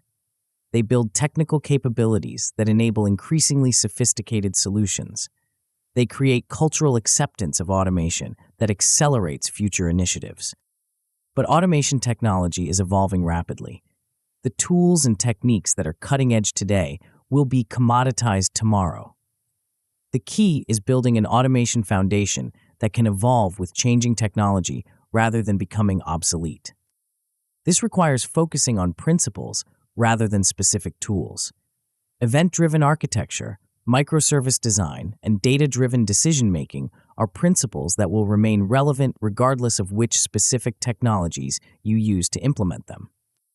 It also requires building automation that's modular and replaceable. Instead of creating monolithic systems that are difficult to modify, build small services that can be updated, replaced, or enhanced independently. This modularity ensures that your automation stack can evolve with your business and with advancing technology. The businesses that master automation won't just be more efficient than their competitors, they'll be operating in a fundamentally different paradigm. They'll be able to respond to opportunities faster, serve customers better, and scale more effectively. But automation alone isn't enough. Even the most sophisticated automated processes can be undermined by bottlenecks and inefficiencies in the overall workflow. The next chapter will show you how to optimize the flow of work through your entire system, ensuring that your automation efforts create maximum impact rather than just faster execution of flawed processes. The optimization techniques you're about to discover will transform your automated workflows from efficient task execution into something far more powerful, a self-improving system that gets faster and smarter with every iteration. Chapter 5. Flow Optimization. You just spent 6 months building the most elegant automation system your industry has ever seen. Every process is mapped to perfection. Every workflow is automated with surgical precision. Every task that can be systematized has been systematized. Your team marvels at the sophistication of what you've built. Your competitors would weep with envy if they could see the technological advantage you've created. But something's wrong. Despite all this automation brilliance, your business still feels sluggish. Customer complaints about slow response times persist. Projects that should take days are taking weeks. Your team seems busier than ever, yet output hasn't increased proportionally. The automation is working perfectly, but the business isn't flowing. You've fallen into the optimization trap, the dangerous assumption that making individual components faster automatically makes the entire system faster. It's like installing a Formula One engine in a car that still has bicycle wheels. The engine runs beautifully, but the car doesn't go anywhere. This is the hidden truth that separates the automation amateurs from the flow masters. Speed without flow is just organized chaos. You can automate every task in your business, but if those tasks are connected by bottlenecks, handoffs, and wait states, you've simply created faster ways to get stuck. Flow optimization is the discipline that transforms your collection of automated processes into a seamless value delivery machine. It's the difference between having fast parts and having a fast system. It's what turns your business from a series of efficient silos into an integrated organism that moves with the fluid grace of water, finding its path downhill. The constraint that rules everything. There's a universal law governing every system in existence, and most business owners violate it every single day. The theory of constraints states that every system is limited by its weakest link, its constraint.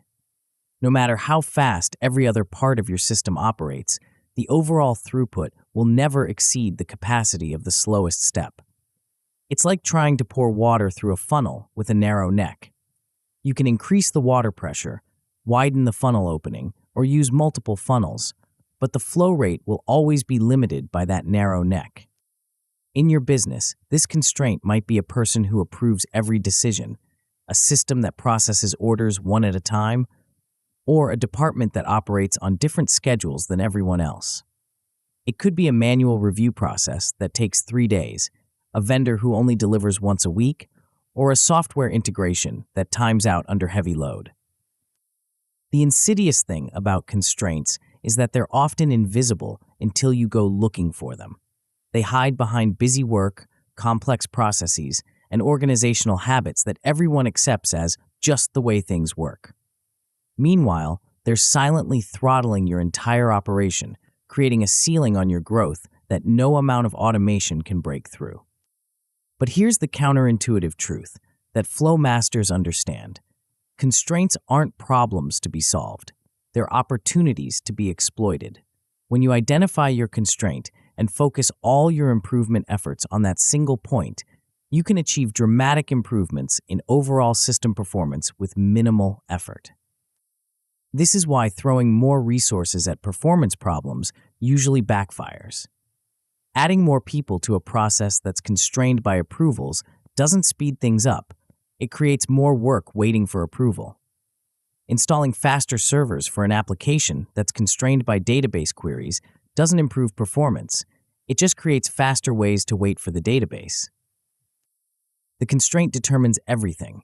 Find it, exploit it, and your entire system accelerates. Ignore it, and your automation investments become expensive ways to wait faster. The anatomy of waste. Flow optimization isn't just about speed. It's about eliminating the hidden waste that consumes your resources without creating value. Most business owners think about waste in terms of obvious inefficiencies, duplicate work, unnecessary meetings, or outdated processes. But the most expensive waste is often the least visible. It's the time that work spends sitting idle between process steps.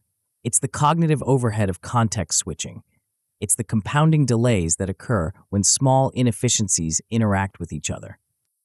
This hidden waste comes in many forms, each with its own signature and its own solution. Transportation waste occurs when information or materials move unnecessarily between people, systems, or locations. In the digital world, this might be data that gets exported from one system, manipulated in spreadsheets, and imported into another system when a direct integration would eliminate the entire transfer. Inventory waste happens when work piles up between process steps, creating queues that slow everything down. This might be customer inquiries waiting for assignment, approvals sitting in email inboxes, or reports waiting for review. Each queue creates delay, increases the risk of errors, and consumes mental bandwidth from the people who have to manage it. Motion waste occurs when people have to search for information, switch between multiple systems, or perform unnecessary steps to complete their work. This might be sales reps who have to check 5 different systems to get a complete customer view, or customer service agents who have to ask customers for information that the company already has. Waiting waste is perhaps the most expensive because it compounds. When one step in a process is delayed, every subsequent step is delayed as well. A 3-day delay in the beginning of a process becomes a 3-day delay in customer delivery, even if every other step executes perfectly. But the most insidious waste is overprocessing, doing more work than necessary to meet customer requirements. This might be creating detailed reports that nobody reads, requiring multiple approvals for routine decisions, or collecting information that never gets used. Overprocessing waste is particularly dangerous because it often masquerades as thoroughness or quality control. Each type of waste has its own diagnostic signature and its own elimination strategy. The key is developing the ability to see waste as it occurs rather than accepting it as an inevitable part of doing business. The time archaeology method. To optimize flow, you first need to understand where time actually goes in your current processes. Most business owners have intuitive ideas about where delays occur, but intuition is often wrong. The steps that feel slow might actually be fast, while the real bottlenecks hide in places you never think to look. This is why flow optimization starts with measurement, not improvement. Time archaeology is the practice of following work through your entire system and documenting exactly how long each step takes, where handoffs occur, and where work sits idle. It's called archaeology because you're excavating the hidden layers of your process to understand how they actually function rather than how they're supposed to function. Start by selecting a representative piece of work, a customer order, a support ticket, a project request, and following it from beginning to end. Document every step, every handoff, every approval, and every wait state. Note not just the active work time, but the elapsed time between steps. This documentation often reveals shocking truths about how work actually flows through your organization. A process that should take 2 hours of active work might take 2 weeks of elapsed time because of handoffs, approvals, and queues. A task that feels complex might actually be simple, while a task that feels simple might involve dozens of hidden steps. Pay particular attention to the ratio between value-added time and total cycle time. Value-added time is when someone is actively working on the deliverable in a way that moves it closer to completion. Everything else, waiting, reviewing, transferring, searching, is non-value-added time that creates cost without creating benefit. In most business processes, value-added time represents less than 10% of total cycle time. The other 90% is waste that could theoretically be eliminated without affecting the quality or completeness of the output. This ratio reveals the enormous opportunity that flow optimization represents. The time archaeology process also reveals dependencies that aren't obvious from process maps or organizational charts. You might discover that the marketing team's campaign schedule depends on the IT team's maintenance window, or that customer onboarding is delayed by a manual step in the accounting department. These hidden dependencies often represent the biggest opportunities for improvement because they're the constraints that nobody thinks to optimize. The constraint exploitation strategy. Once you've identified your constraint, the temptation is to immediately try to eliminate it. This is usually a mistake. Before you invest in expanding the capacity of your constraint, you should first make sure you're getting maximum value from the capacity you already have. This is called constraint exploitation, and it often delivers dramatic improvements with minimal investment. Constraint exploitation starts with ensuring that your constraint never sits idle due to lack of work. If your constraint is a person who approves decisions, make sure they always have decisions ready to approve. If your constraint is a system that processes orders, make sure it always has orders ready to process. This might require building buffers before the constraint, queues of work that ensure the constraint always has something to do. While queues are generally waste, a small queue before your constraint is often necessary to ensure maximum utilization of your most valuable resource. Next, ensure that your constraint is working on the right things. If capacity is limited, every minute should be spent on the highest value activities. This might mean changing priorities, delegating routine decisions, or pre-processing work to make the constraint more efficient. Look for ways to reduce the time your constraint spends on each item.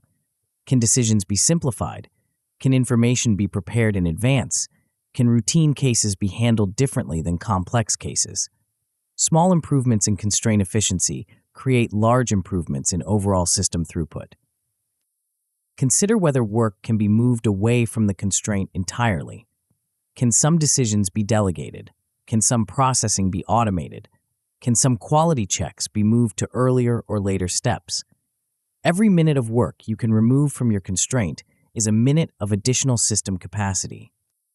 Only after you've fully exploited your current constraint should you consider elevating it, adding capacity through additional resources, better tools, or process redesign. This sequence is critical because adding capacity to a constraint that isn't fully exploited is wasteful, and adding capacity to the wrong constraint doesn't improve system performance at all. When you do elevate a constraint, be prepared for a new constraint to emerge somewhere else in your system. This is the nature of systems thinking. Improving one constraint often reveals the next one. This isn't a failure, it's progress. Each constraint you eliminate makes your entire system more capable. The rhythm of continuous flow. Flow optimization isn't a one-time project. It's a continuous discipline that becomes part of your organizational rhythm.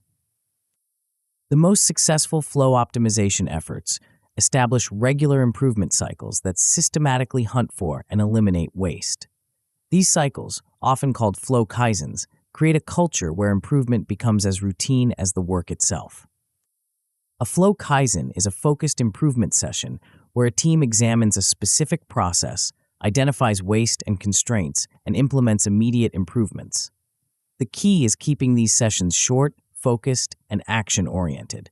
The goal isn't to analyze everything, it's to improve something. Start each flow kaizen by walking through the actual process with the people who perform it. Don't rely on documentation or assumptions.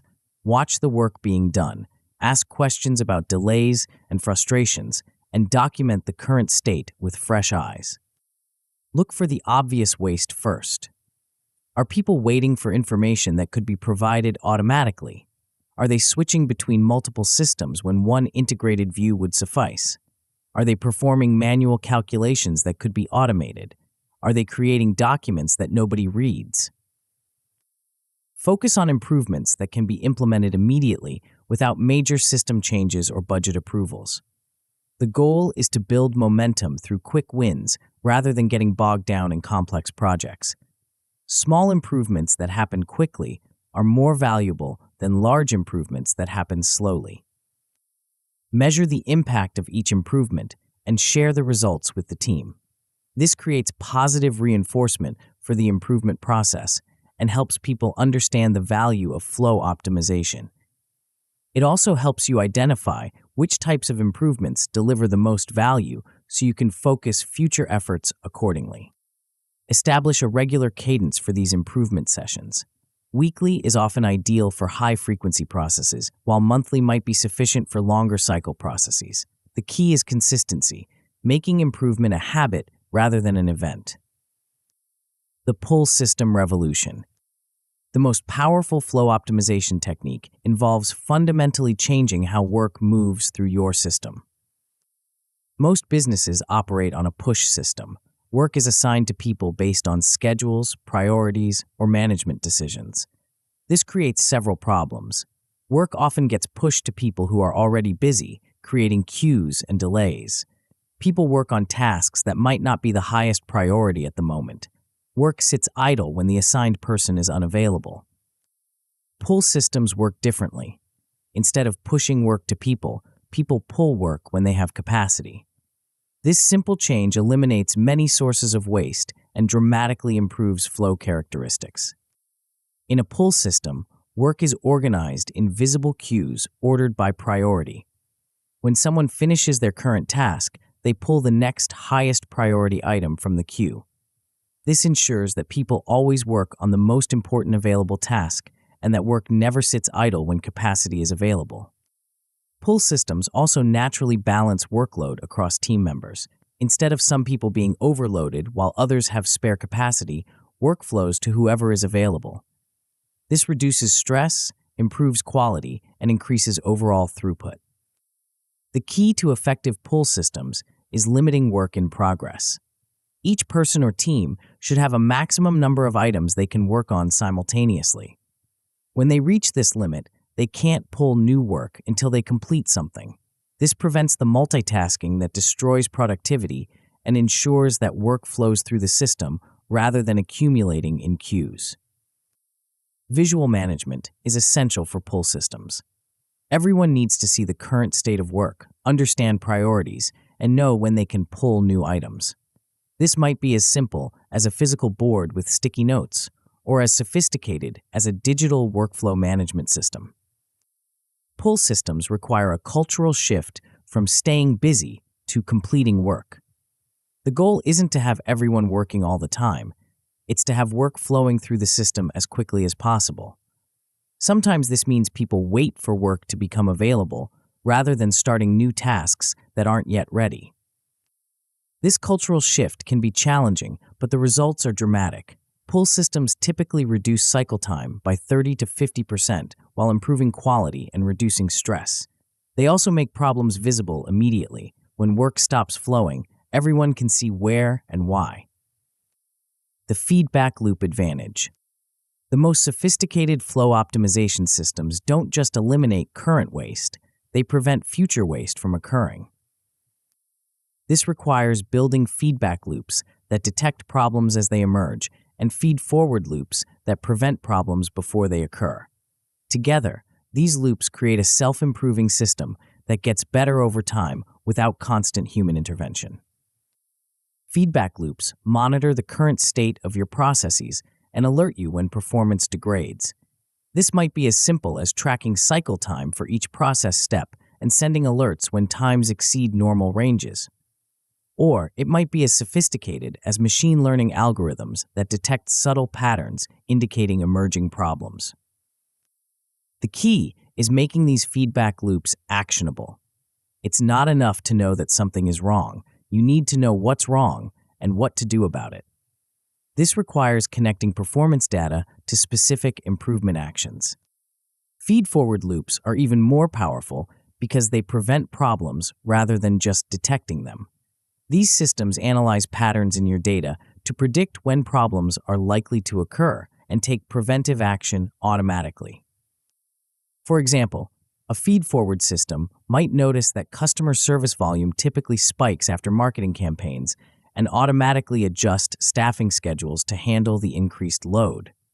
Or, it might detect that certain types of orders are more likely to have fulfillment problems and route them to experienced team members for special handling. Building effective feedback and feed-forward loops requires good data collection and analysis capabilities. Every process step should generate data about timing, quality, and outcomes. This data should be analyzed regularly to identify patterns and trends that indicate improvement opportunities. The goal is creating a system that learns from its own performance and automatically adjusts to maintain optimal flow. This transforms flow optimization from a manual discipline to an automatic capability that continuously improves your business performance.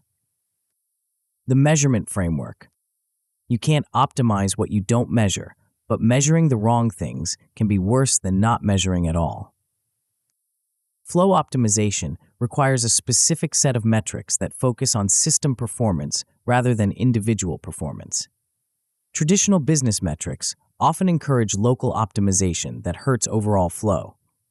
For example, measuring individual productivity might encourage people to work on easy tasks rather than important tasks, or to start many projects rather than completing projects.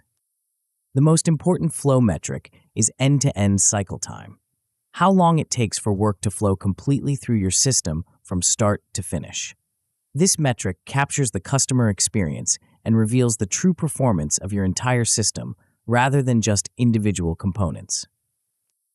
Lead time measures how long customers wait from when they make a request until they receive value.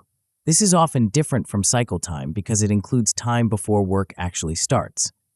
Long lead times indicate capacity problems or poor prioritization.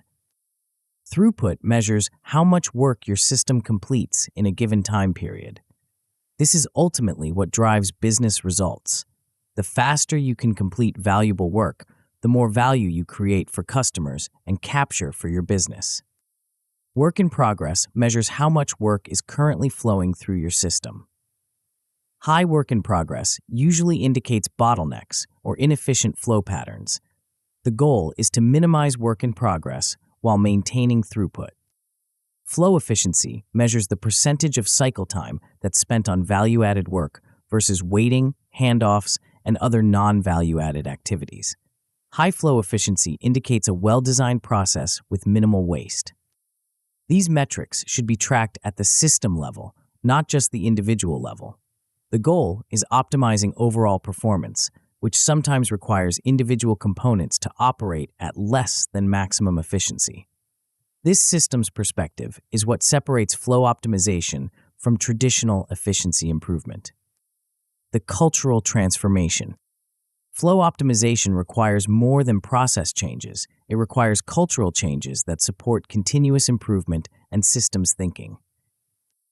The biggest cultural barrier is the tendency to optimize locally rather than globally. People naturally focus on making their own work more efficient rather than making the overall system more efficient. This can actually hurt flow if it creates bottlenecks elsewhere or encourages behavior that doesn't align with system goals. Overcoming this requires aligning incentives with system performance rather than individual performance. Reward people for improving overall cycle time, not just their own productivity. Celebrate improvements that help other teams, even if they don't directly benefit the person making the improvement. Create transparency around flow metrics so everyone can see how their work affects overall system performance. When people understand how their decisions impact cycle time, quality, and customer satisfaction, they naturally make better choices. Encourage experimentation and learning rather than perfection.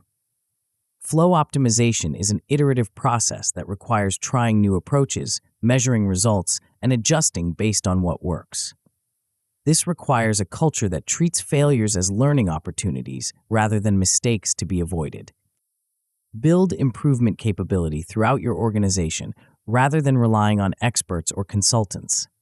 The people who do the work every day are often the best positioned to identify improvement opportunities.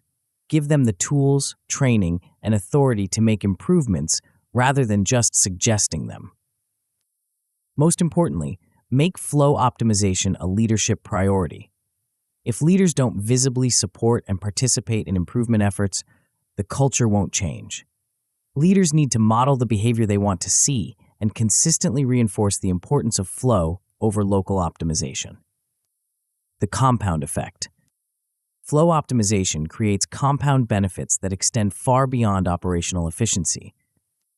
When your processes flow smoothly, customer satisfaction improves because they receive faster, more consistent service. This leads to higher retention rates, more referrals, and increased lifetime value. The operational improvement becomes a competitive advantage that drives business growth. Smooth flow also improves employee satisfaction because people can focus on meaningful work rather than fighting broken processes. This reduces turnover, improves quality, and creates a positive feedback loop where better processes attract better people who create even better processes. Cash flow improves when cycle times decrease because you can convert customer requests into revenue faster. This reduces working capital requirements and improves financial flexibility. The operational improvement becomes a financial advantage that enables faster growth and better investment opportunities. Perhaps most importantly, flow optimization creates organizational learning capability. Teams that regularly examine and improve their processes develop problem-solving skills that apply to all aspects of the business. This learning capability becomes a sustainable competitive advantage that's difficult for competitors to replicate. The compound effect of flow optimization means that small improvements create large, long-term benefits. A 15% reduction in cycle time might seem modest, but when compounded over time and across multiple processes, it can transform the fundamental economics and competitiveness of your business. But flow optimization is just one piece of the puzzle. Even the smoothest processes can fail if you can't see problems coming or respond quickly when they occur. The next chapter will show you how to build the sensory system that transforms your optimized flows into something even more powerful, a business that can see around corners and respond to changes before your competitors even know they're happening.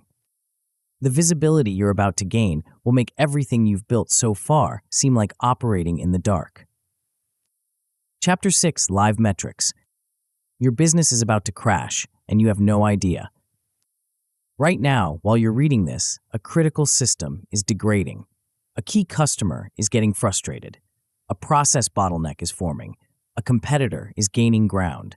The warning signs are there, buried in server logs, hidden in customer behavior patterns, scattered across disconnected systems that don't talk to each other. By the time you notice the problem through traditional channels, angry customer calls, missed deadlines, or quarterly reports, it will be too late. The damage will be done. The opportunity will be lost. The crisis will be in full swing. This is the reality for most businesses. They're flying blind through turbulent skies, making critical decisions based on outdated information, and discovering problems only after they've become disasters. They have sophisticated automation, optimized workflows, and elegant processes, but they lack the one thing that transforms all of that infrastructure into true competitive advantage: real-time visibility. What if you could see problems forming before they impact customers? What if you could spot opportunities the moment they emerge? What if your business could sense changes in its environment and adapt automatically, like a living organism responding to its surroundings? This isn't science fiction. This is the power of live metrics, a nervous system for your business that transforms data into insight, insight into action, and action into competitive advantage. The blindness that kills businesses. Most business owners think they know what's happening in their companies, but they're operating on dangerous illusions. They know last month's revenue numbers. They know yesterday's customer complaints. They know this morning's cash balance. But they don't know what's happening right now, in this moment, as work flows through their systems and customers interact with their processes. This temporal blindness creates a cascade of problems that compound over time. Decisions get made based on stale information. Problems fester undetected until they become crises.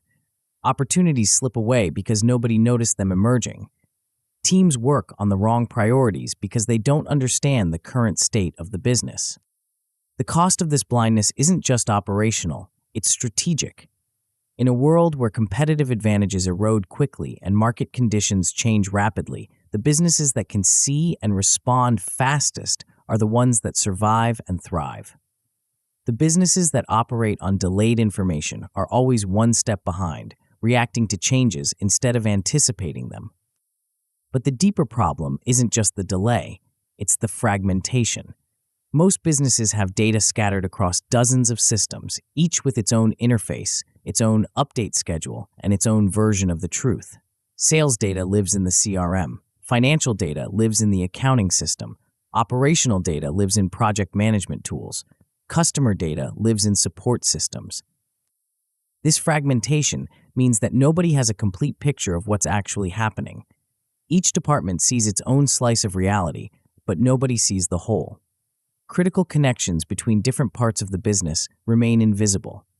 Patterns that span multiple systems go undetected. The result is organizational schizophrenia. Different parts of the business operating on different versions of reality, making decisions that conflict with each other, and missing opportunities that would be obvious if all the data were connected.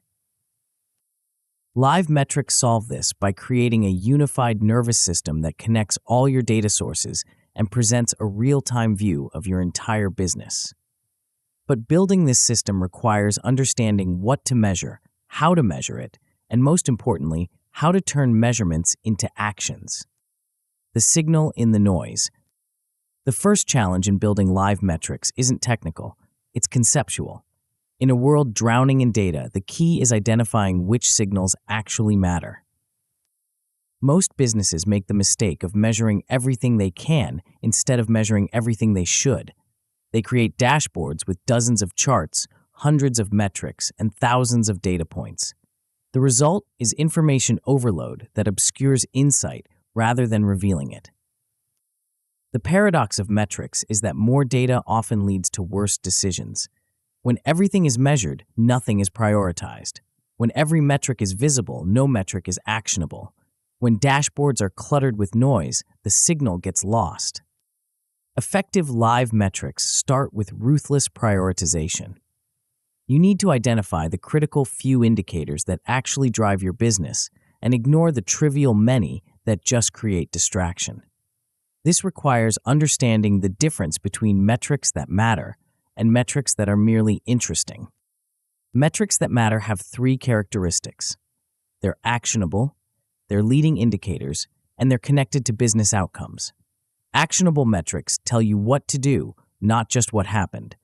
Leading indicators show you what's about to happen, not just what already occurred. Connected metrics link operational activities to business results. For example, website traffic is interesting, but conversion rate is actionable. Revenue is important, but pipeline velocity is predictive. Customer satisfaction scores are nice, but customer effort scores are connected to retention. The goal isn't to create the most comprehensive dashboard, it's to create the most useful one. A dashboard with 5 critical metrics that everyone understands and acts on is infinitely more valuable than a dashboard with 50 metrics that nobody pays attention to. This prioritization process requires understanding your business model at a fundamental level. What are the key drivers of value creation? What are the critical constraints that limit growth? What are the early warning signs that indicate problems or opportunities? Once you've identified these critical metrics, you can build a measurement system that illuminates what matters and ignores what doesn't. The architecture of insight. Building effective live metrics requires more than just connecting data sources. It requires architecting insight. Raw data is like crude oil. It has potential value, but it's not useful until it's refined into something actionable. The architecture of insight is the refinery that transforms raw business data into decision-making fuel. This architecture has 3 layers: collection, transformation, and presentation. Each layer serves a specific purpose and requires different technical approaches and design considerations. The collection layer is responsible for gathering data from all your business systems in real time. This isn't as simple as it sounds, because most business systems weren't designed to share data continuously. They were built to store data for their own purposes, not to feed external analytics systems. Modern collection architectures use event streaming to capture data as it's created rather than extracting it periodically. Every customer interaction, every process completion, every system event generates a data stream that can be captured and analyzed in real time. The transformation layer is where raw data becomes useful information. This involves cleaning inconsistencies, combining data from multiple sources, calculating derived metrics, and applying business logic to create meaningful indicators. For example, raw transaction data might be combined with customer data to calculate customer lifetime value. Server performance data might be combined with user activity data to identify performance bottlenecks. Sales activity data might be combined with marketing data to measure campaign effectiveness. The presentation layer is where information becomes insight. This involves designing visualizations that make patterns obvious, trends clear, and actions apparent. The best presentation layers don't just show data, they tell stories that guide decision-making.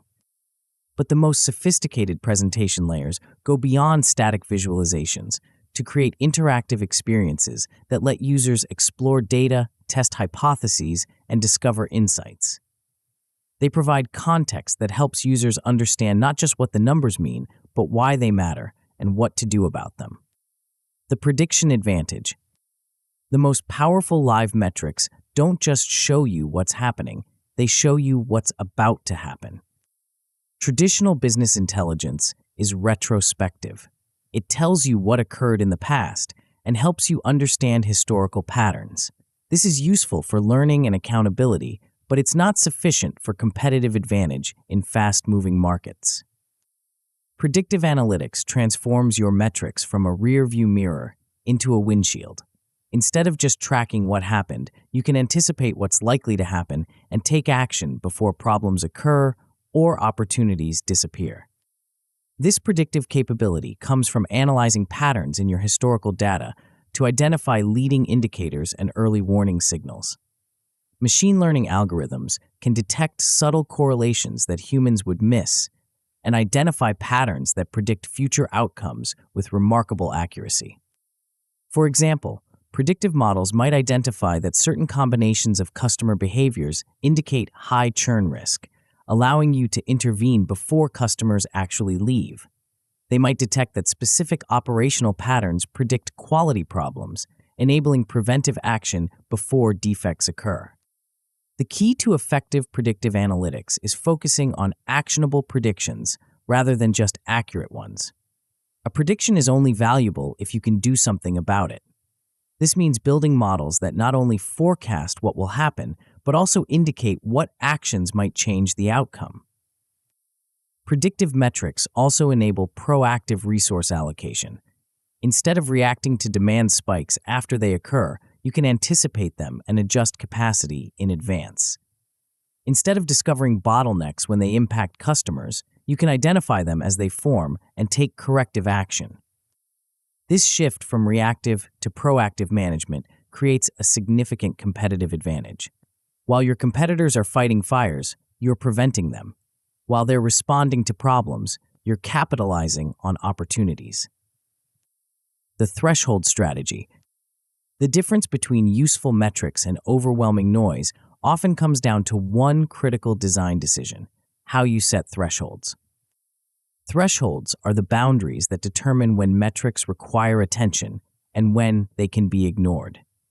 They're the difference between a system that helps you focus on what matters and a system that distracts you with constant alerts about things that don't require action. Most businesses set thresholds incorrectly, creating either alert fatigue or dangerous blindness. Alert fatigue occurs when thresholds are set too sensitively, generating constant notifications about minor variations that don't require action. Dangerous blindness occurs when thresholds are set too conservatively, missing important changes until they become crises. The solution is a traffic light system with 3 threshold levels: green, yellow, and red. Green indicates normal operation, where no action is required. Yellow indicates attention needed, where monitoring should increase but immediate action isn't necessary. Red indicates urgent action required, where immediate intervention is critical. But effective thresholds aren't just about levels, they're about trends. A metric that's in the yellow zone but improving might not require action, while a metric that's in the green zone but deteriorating rapidly might need immediate attention. This requires building threshold logic that considers not just current values, but also velocity and acceleration. Is the metric moving in the right direction? Is the rate of change increasing or decreasing? Are there seasonal patterns that should be considered? The most sophisticated threshold systems also consider context. A metric that would be concerning in normal circumstances might be acceptable during a planned maintenance window. A metric that would be fine for a small customer might be alarming for a large customer. This contextual awareness requires building business logic into your metric system rather than just relying on simple numerical thresholds. The system needs to understand your business well enough to interpret metrics intelligently rather than just mechanically. The automation integration. Live metrics become exponentially more powerful when they're integrated with your automation systems.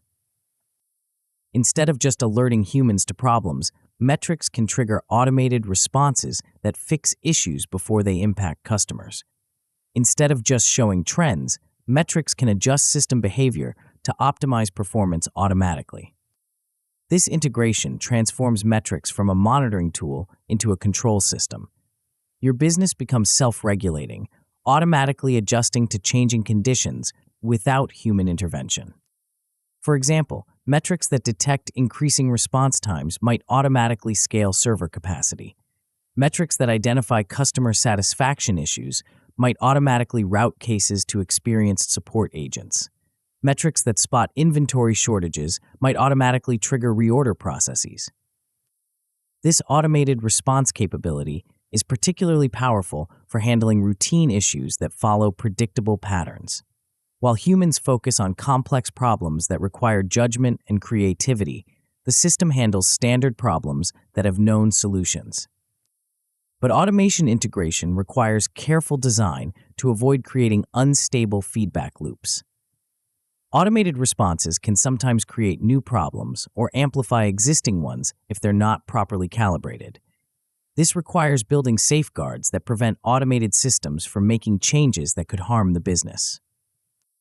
The key is starting with simple, low-risk automations and gradually building more sophisticated responses as you gain confidence in the system.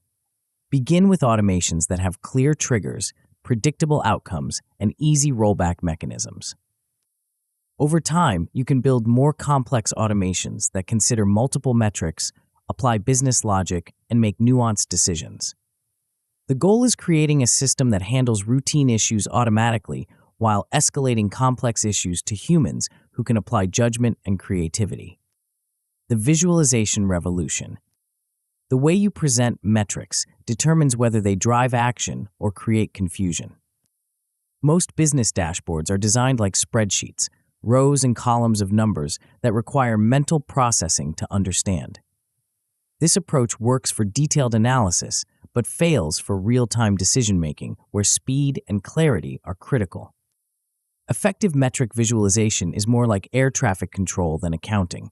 It uses visual design principles to make patterns obvious, trends clear, and problems unmistakable. Color, shape, size, and position all convey information that can be processed instantly rather than analytically. The best visualizations tell stories rather than just displaying data. They show not just what the numbers are, but what they mean and what actions they suggest.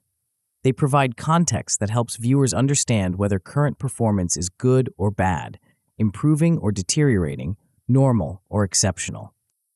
This storytelling approach requires understanding your audience and designing visualizations for their specific needs and decision-making processes. A dashboard for executives needs different visualizations than a dashboard for operations managers or customer service representatives. Executive dashboards should focus on high-level trends and strategic indicators that inform long-term decisions. They should highlight exceptions and opportunities rather than overwhelming leaders with operational details. Operational dashboards should focus on real-time performance and tactical indicators that inform immediate actions. They should provide drill-down capabilities that let managers investigate problems and understand root causes. Frontline dashboards should focus on individual performance and task-specific indicators that help people do their jobs better. They should provide clear guidance about priorities and actions rather than just information. The key is designing each visualization with a specific purpose and audience in mind, rather than trying to create one dashboard that serves everyone. The culture of data-driven decisions. Live metrics only create value if they actually influence decisions and actions. Many organizations invest heavily in metrics systems, but see little improvement in performance because the culture doesn't support data-driven decision-making. People continue making decisions based on intuition, politics, or tradition rather than evidence. Building a data-driven culture requires more than just providing access to metrics. It requires changing how decisions are made and how performance is evaluated. This cultural transformation is often more challenging than the technical implementation, but is essential for realizing the full value of live metrics. The foundation of data-driven culture is establishing metrics as the primary language of business discussion. Instead of debating opinions, teams should debate interpretations of data. Instead of making decisions based on who argues most persuasively, decisions should be based on what the evidence suggests. This requires training people to read and interpret metrics correctly. Many people are intimidated by data or don't understand how to extract insights from visualizations. Providing education and support helps people become comfortable with data-driven approaches. It also requires establishing processes that incorporate metrics into regular decision-making workflows. Metrics should be reviewed in team meetings, referenced in project planning, and used to evaluate performance. They should become a natural part of how work gets done, rather than an additional burden. Leadership behavior is critical for establishing data-driven culture. When leaders consistently reference metrics in their communications, base decisions on data, and reward data-driven thinking, the rest of the organization follows suit. But data-driven culture doesn't mean ignoring human judgment or creativity. The goal is combining the best of human insight with the objectivity of data to make better decisions than either could produce alone. The continuous improvement engine. The most sophisticated live metric systems don't just monitor performance, they drive continuous improvement. This requires building feedback loops that connect metrics to improvement actions. When metrics identify problems or opportunities, there should be clear processes for investigating root causes, implementing solutions, and measuring results. These improvement cycles should be systematic rather than ad hoc. Regular metric reviews should identify trends that require attention, prioritize improvement opportunities, and track the progress of improvement initiatives. The key is making improvement a routine part of business operations rather than a special project that happens occasionally. This requires establishing regular rhythms for metric review, problem solving, and solution implementation. Weekly metric reviews can identify short-term issues that require immediate attention. Monthly reviews can identify longer-term trends that require strategic responses. Quarterly reviews can evaluate the effectiveness of improvement initiatives and adjust strategies based on results. Each review cycle should result in specific actions with clear owners and deadlines. The goal isn't just to understand what the metrics are saying, it's to do something about it. This continuous improvement approach transforms metrics from a monitoring tool into a performance enhancement system. Instead of just tracking how well you're doing, metrics help you do better over time. The improvement engine also creates organizational learning that compounds over time. Each problem solved and each opportunity captured builds knowledge and capability that makes future improvements easier and more effective. The strategic advantage. Organizations that master live metrics gain strategic advantages that extend far beyond operational efficiency. They can respond to market changes faster because they see trends as they emerge rather than after they're established. They can optimize customer experiences in real time rather than waiting for survey results. They can prevent problems rather than just fixing them after they occur. This responsiveness creates competitive differentiation that's difficult for competitors to match. While other businesses are operating on delayed information and reactive processes, metrics-driven businesses are anticipating changes and proactively adapting. The strategic advantage also comes from the organizational learning that metrics enable. Teams that regularly analyze performance data develop better intuition about what works and what doesn't. They become more experimental and more effective at testing new approaches. Live metrics also enable more sophisticated business models that wouldn't be possible without real-time visibility. Dynamic pricing, personalized experiences, and adaptive service delivery all require the kind of real-time insight that live metrics provide. But perhaps the most important strategic advantage is the confidence that comes from visibility. When you can see what's happening in your business in real time, you can make bolder decisions and take bigger risks because you'll know quickly if they're working. This confidence enables faster growth, more innovation, and better competitive positioning. Instead of being paralyzed by uncertainty, you can move quickly and adjust based on real-time feedback. The businesses that master live metrics don't just perform better. They operate in a fundamentally different paradigm where data drives decisions, problems are prevented rather than solved, and opportunities are captured rather than missed. But even the most sophisticated metric system has a critical vulnerability. It can only show you what's happening, not prevent what shouldn't happen. The next chapter will reveal how to build something even more powerful, systems that don't just detect problems but heal themselves before those problems can impact your business. What you're about to discover will make your current approach to business continuity seem primitive by comparison. Chapter 7, Self-Healing. At 2:47 a.m. on a Tuesday, your most critical server crashes. Your customers can't access your service. Your sales team can't process orders. Your support team can't respond to inquiries. Revenue stops flowing. Trust starts eroding. Every minute of downtime costs you money, reputation, and competitive position. But here's the twist. Nobody on your team knows it's happening. Not because they're asleep or negligent, but because they don't need to know. While they're dreaming peacefully, your business is quietly diagnosing the problem, rerouting traffic to backup systems, spinning up replacement servers, and restoring full functionality. By the time your team wakes up, the crisis has been resolved, customers have been served without interruption, and the only evidence of the problem is a brief entry in the system logs. This isn't fantasy. This is the reality of self-healing systems. Business infrastructure that doesn't just detect problems, but fixes them automatically without human intervention, often before customers even notice anything went wrong. Most business owners think about resilience in terms of backup plans and disaster recovery procedures. They imagine teams of people working frantically to restore service when something breaks. They accept downtime as an inevitable cost of doing business and focus on minimizing its duration rather than preventing it entirely. But what if your business could heal itself?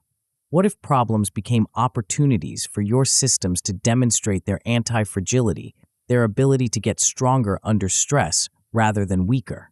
What if the very act of encountering and overcoming challenges made your business more resilient rather than more vulnerable?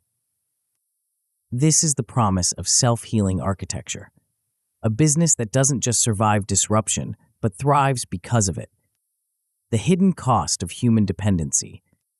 Every time your business requires human intervention to recover from a problem, you're paying a hidden tax that compounds over time.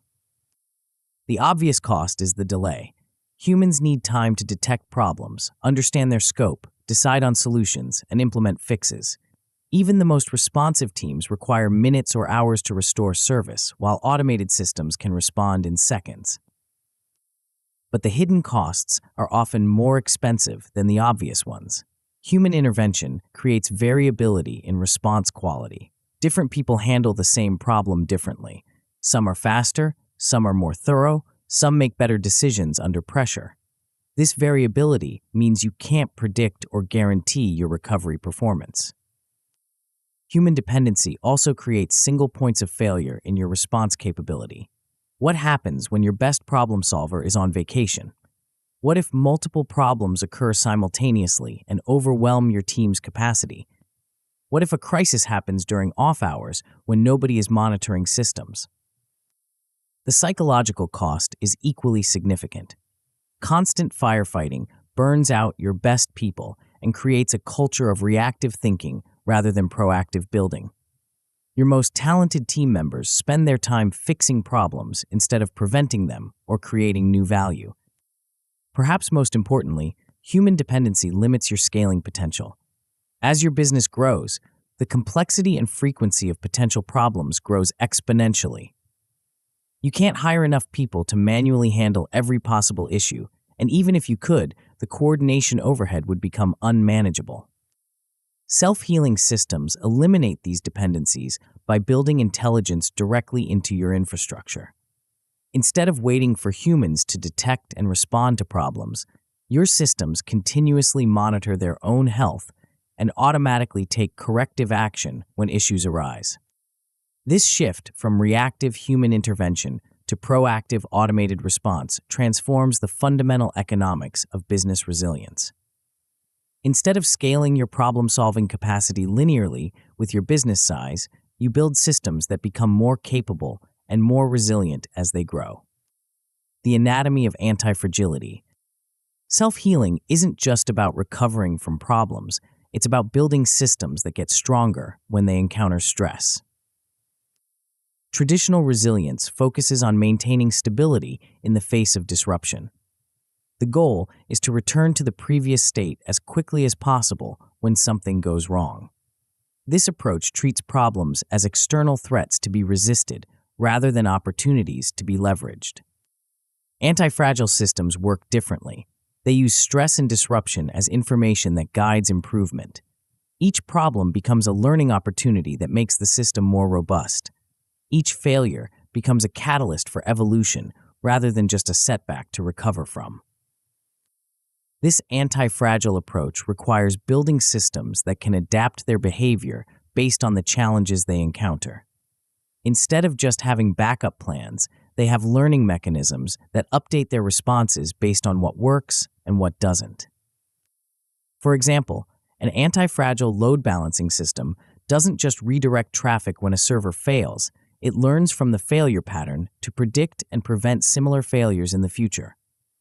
An anti-fragile customer service system doesn't just escalate difficult cases, it analyzes the escalation patterns to improve its initial routing decisions. The key insight is that problems contain valuable information about system weaknesses and improvement opportunities. Instead of just fixing problems and moving on, anti-fragile systems extract this information and use it to strengthen their defenses against future challenges. This learning capability creates a positive feedback loop where each challenge makes the system more capable of handling future challenges. Over time, the system becomes increasingly robust and increasingly intelligent about preventing and responding to problems. But building anti-fragile systems requires a fundamental shift in how you think about failure. Instead of treating failure as something to be avoided at all costs, you need to treat it as an inevitable and valuable source of information that guides continuous improvement. The detection revolution. Self-healing begins with detection systems that can identify problems faster and more accurately than any human could. Traditional monitoring approaches wait for problems to become obvious before alerting anyone. A server has to completely fail before triggering an alert. A process has to stop working entirely before anyone notices. A customer has to complain before anyone realizes there's an issue. This reactive approach means that by the time you detect a problem, it's already impacting your business. Customers are experiencing poor service. Revenue is being lost. Reputation is being damaged. The problem has moved from potential to actual. Advanced detection systems work differently. They continuously analyze patterns in system behavior to identify anomalies that might indicate emerging problems. They look for subtle changes in performance metrics, unusual patterns in user behavior, or deviations from normal operational parameters. This pattern-based detection can identify problems in their early stages, often before they impact customers or business operations. A server that's running slowly might be detected and addressed before it crashes. A process that's showing signs of instability might be restarted before it fails. A customer who's showing signs of frustration might be routed to a specialist before they complain. The key is building detection systems that understand the normal patterns of your business well enough to recognize when something is abnormal. This requires collecting and analyzing vast amounts of data about system performance, user behavior, and business operations. Machine learning algorithms excel at this type of pattern recognition. They can identify subtle correlations and trends that would be impossible for humans to detect manually. They can process thousands of metrics simultaneously and identify complex patterns that span multiple systems and timeframes. But effective detection isn't just about identifying problems, it's about understanding their context and potential impact. Not every anomaly requires immediate action.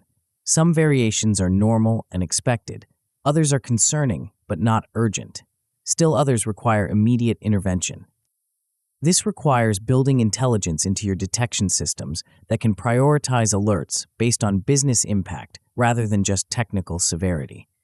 A minor performance degradation that affects your largest customer might be more important than a major failure that affects a system nobody uses. The response architecture. Detection without response is just expensive monitoring. The real power of self-healing systems comes from their ability to automatically take corrective action when problems are identified. Building effective response architecture requires understanding the different types of problems your business might encounter and designing appropriate automated responses for each category. Some problems can be fixed by restarting services. Others require rerouting traffic or scaling resources.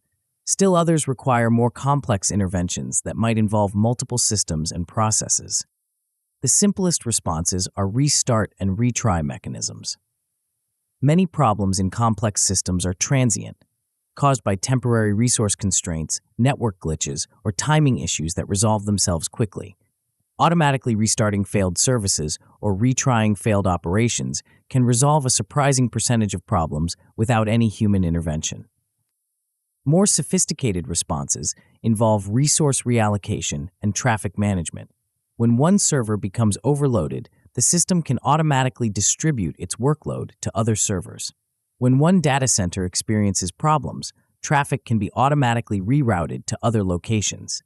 When demand spikes unexpectedly, additional resources can be automatically provisioned to handle the load. The most advanced responses involve adaptive behavior changes. Instead of just working around problems, the system can modify its behavior to prevent similar problems from occurring. This might involve adjusting algorithms, changing configuration parameters, or implementing new safeguards based on the patterns observed in recent failures. But automated responses must be designed carefully to avoid creating new problems while solving existing ones. Poorly designed automation can create cascading failures where one automated response triggers another problem, which triggers another response, creating a chain reaction that makes the original problem worse.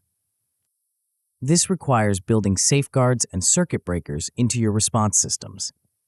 Automated responses should have limits on how often they can be triggered, how much they can change system behavior, and how they interact with other automated systems. They should also have rollback mechanisms that can undo changes if they don't improve the situation. The redundancy strategy. Self-healing systems require redundancy, but not the expensive, wasteful kind that most businesses imagine. Traditional redundancy approaches involve duplicating everything, having backup servers sitting idle, backup processes running in parallel, backup systems that mirror production environments.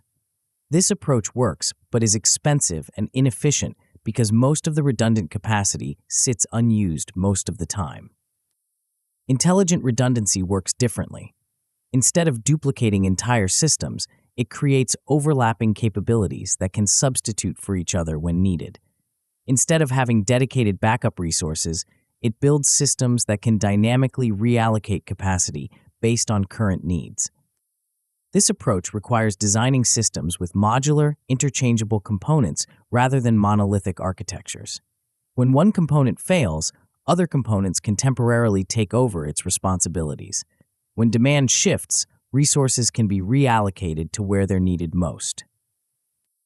For example, instead of having dedicated backup servers for each application, you might have a pool of generic servers that can run any application as needed. When one application server fails, a server from the pool automatically takes over its responsibilities. When demand for one application increases, additional servers from the pool are automatically allocated to handle the load. This dynamic redundancy approach provides better resilience at lower cost because resources are shared across multiple applications and use cases. Instead of having expensive resources sitting idle, you have flexible resources that are always being used productively. The key is building abstraction layers that allow resources to be allocated and reallocated automatically based on current needs. This requires containerization, virtualization, and orchestration technologies that can move workloads between different physical resources seamlessly. But redundancy isn't just about technical infrastructure. It's about process design. Critical business processes should have multiple pathways to completion. If one approach fails, alternative approaches should be available automatically. This might involve having multiple vendors for critical services, multiple payment processors for customer transactions, or multiple communication channels for customer support. The goal is ensuring that no single point of failure can stop critical business processes from completing. The chaos engineering discipline. The most effective way to build confidence in your self-healing systems is to deliberately break them and see how they respond. Chaos engineering is the practice of intentionally introducing failures into your systems to test their resilience and identify weaknesses before they're exposed by real problems. It's like conducting fire drills for your business infrastructure, creating controlled emergencies to ensure your systems respond appropriately when real emergencies occur. This approach might seem counterintuitive. Why would you want to break systems that are working fine? But the reality is that complex systems will fail eventually. The question isn't whether failures will occur, it's whether your systems will handle them gracefully when they do. Chaos engineering lets you discover and fix weaknesses on your schedule rather than waiting for them to be exposed at the worst possible moment. It builds confidence in your self-healing capabilities by proving they work under realistic conditions. The practice involves systematically introducing different types of failures and observing how your systems respond. You might randomly terminate servers to test your restart mechanisms. You might simulate network outages to test your traffic routing. You might overload systems to test your scaling responses. Each chaos experiment should have clear objectives, success criteria, and safety measures. You're not trying to break your business. You're trying to strengthen it by identifying and fixing vulnerabilities in a controlled environment. The insights from chaos engineering often reveal gaps between how you think your systems work and how they actually work. You might discover that your backup systems don't activate as quickly as expected. You might find that your monitoring systems miss certain types of failures. You might realize that your response procedures have dependencies you didn't know about. These discoveries are valuable because they let you fix problems before they impact customers. Each weakness you identify and address makes your systems more resilient and more trustworthy. But chaos engineering requires discipline and gradual escalation. Start with small, low-risk experiments and gradually increase the scope and severity as you build confidence in your systems. The goal is learning and improvement, not destruction. The zero-touch operations vision. The ultimate goal of self-healing systems is zero-touch operations, business infrastructure that runs itself without human intervention. This doesn't mean eliminating humans from your business. It means freeing humans from routine operational tasks so they can focus on strategic work that requires creativity, judgment, and innovation. Instead of spending time fighting fires, your team can spend time building better systems and creating new value. Zero-touch operations requires building systems that can handle the vast majority of operational scenarios automatically. This includes not just failure recovery, but also capacity management, performance optimization, security monitoring, and routine maintenance.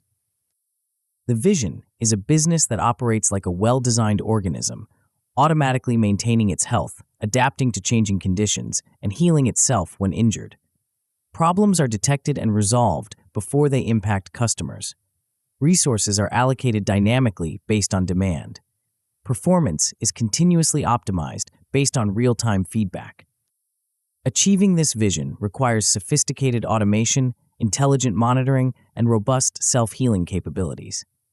But it also requires a cultural shift from heroic intervention to systematic prevention. Instead of celebrating the people who fix problems quickly, you celebrate the people who build systems that prevent problems from occurring. This cultural shift can be challenging because it requires changing how people think about their roles and value. In a zero-touch environment, value comes from building and improving systems rather than operating them manually. Success is measured by how little intervention is required rather than how quickly intervention occurs. But the benefits of zero-touch operations extend far beyond operational efficiency.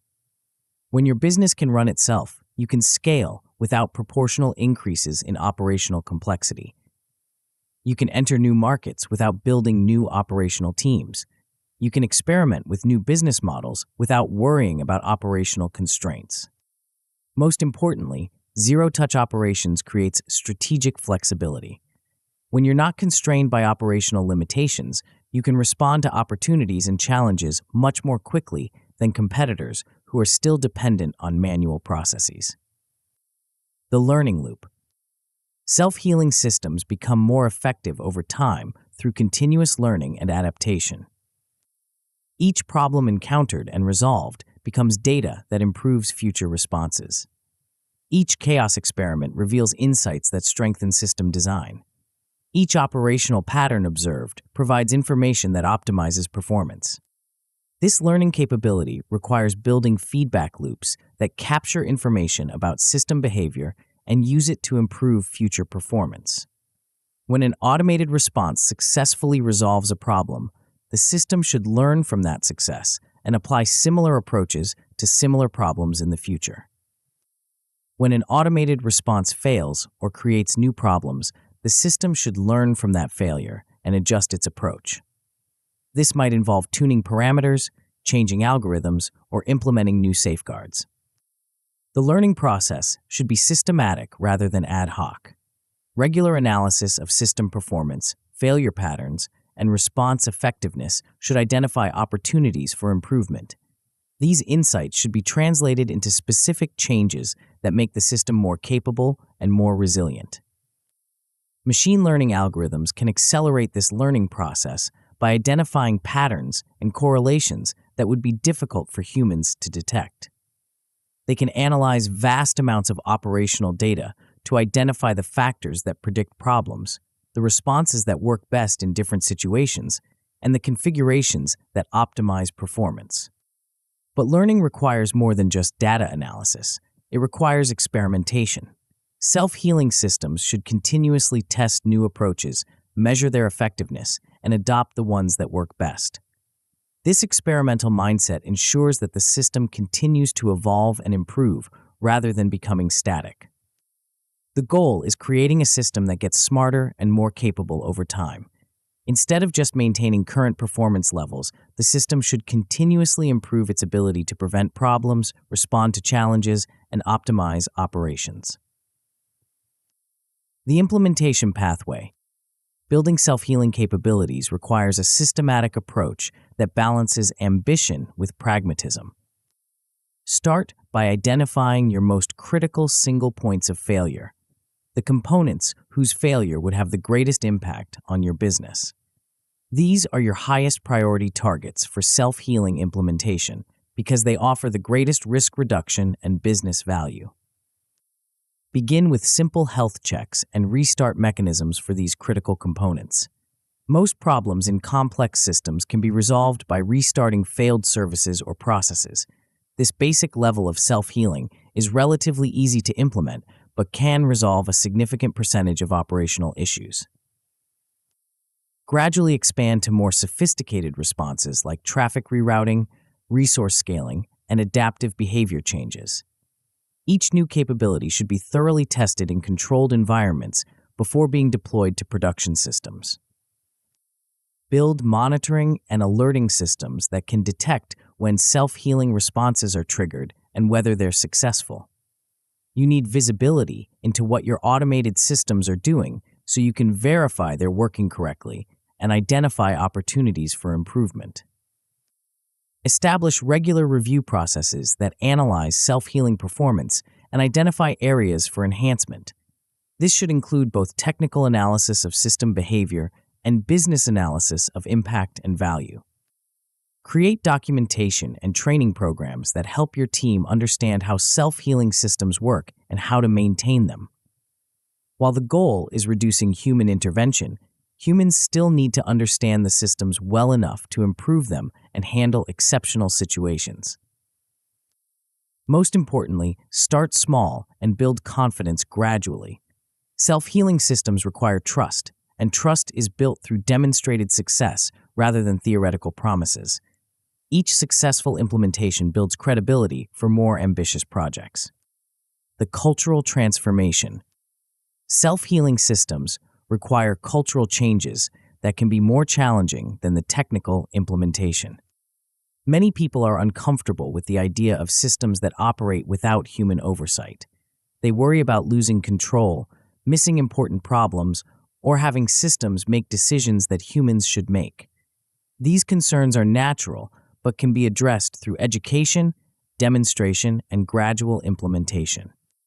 The key is positioning self-healing as augmenting human capabilities rather than replacing them. Automated systems handle routine problems so humans can focus on complex challenges that require creativity and judgment. This division of labor makes both humans and systems more effective. Building trust requires transparency about how self-healing systems work and what decisions they're making. People need to understand the logic behind automated responses and have confidence that the systems will escalate appropriately when human intervention is needed. It also requires demonstrating value through measurable improvements in reliability, performance, and efficiency. When people see that self-healing systems actually make their jobs easier and the business more successful, resistance typically diminishes. Change management principles apply to self-healing implementation just like any other organizational change. People need to understand why the change is happening, what benefits it will provide, and how it will affect their roles. They need training and support to adapt to new ways of working. Leadership commitment is essential for successful cultural transformation. When leaders consistently support and advocate for self-healing approaches, the rest of the organization follows. When leaders demonstrate trust in automated systems, others become more comfortable with them as well. The competitive advantage. Organizations that master self-healing capabilities gain competitive advantages that compound over time. They can offer higher reliability and better performance than competitors who depend on manual intervention. They can scale operations without proportional increases in operational costs. They can respond to problems faster and more consistently than human-dependent organizations. But the deeper advantage is strategic agility. When your operations are self-healing, you can experiment with new approaches, enter new markets, and respond to opportunities without worrying about operational constraints. You can take bigger risks because you know your systems can handle the complexity. Self-healing capabilities also create organizational learning that improves decision-making across the business. Teams that build and operate self-healing systems develop better understanding of system behavior, failure patterns, and optimization opportunities. This knowledge improves their ability to design better systems and make better strategic decisions. The competitive advantage becomes more pronounced as business environments become more complex and fast-moving. While competitors struggle with operational complexity and manual processes, self-healing organizations can focus on innovation and growth. But self-healing is just one component of a truly autonomous business. Even the most sophisticated self-healing systems operate within constraints and frameworks that humans must establish and maintain. The next chapter will show you how to build something even more powerful, systems that don't just heal themselves, but actually make decisions and take actions that drive business growth without human oversight. The autonomy you're about to discover will make self-healing seem like just the beginning of what's possible when you truly unleash the power of systematic thinking. Chapter 8: Autonomy Engine. Your phone hasn't buzzed with a work emergency in 3 weeks. Not because your business has slowed down, quite the opposite. Revenue is up 40% from last quarter. Customer satisfaction scores are at an all-time high. Your team is launching new initiatives, solving complex problems, and making strategic decisions that move the business forward every single day. But none of it requires your personal intervention. While you're focused on long-term strategy and vision, your organization is operating like a well-orchestrated symphony where every musician knows their part, understands the overall composition, and can improvise beautifully when the moment calls for it. Decisions that used to require your approval are being made confidently by the people closest to the work. Problems that used to escalate to your desk are being solved at the source. Opportunities that used to wait for your attention are being captured in real time by empowered teams. This isn't delegation as most business owners understand it. This isn't about assigning tasks or distributing workload. This is something far more powerful and far more rare: true organizational autonomy. Most entrepreneurs are trapped in a paradox of their own making. They start businesses to gain freedom and control over their lives, but they end up creating elaborate prisons where they become the most essential and most constrained employee. Every decision flows through them. Every problem lands on their desk. Every opportunity requires their personal attention. The autonomy engine breaks this cycle by transforming your organization from a hub-and-spoke model with you at the center into a distributed network where intelligence, authority, and capability exist throughout the system. But building this engine requires understanding something that most leaders get backwards. Autonomy isn't about giving up control. It's about designing better control systems. The bottleneck that scales with success. Every successful business eventually hits the same invisible ceiling, the decision-making capacity of its leader. In the early stages, this isn't a problem. When you have 5 employees and 100 customers, you can personally review every decision, approve every expense, and guide every strategic choice. Your involvement feels necessary and valuable. Your team appreciates the guidance. Your customers benefit from your personal attention. But as your business grows, this centralized decision-making model becomes a constraint that chokes off further growth. When you have 50 employees and 10,000 customers, you can't personally review every decision without becoming a bottleneck that slows everything down.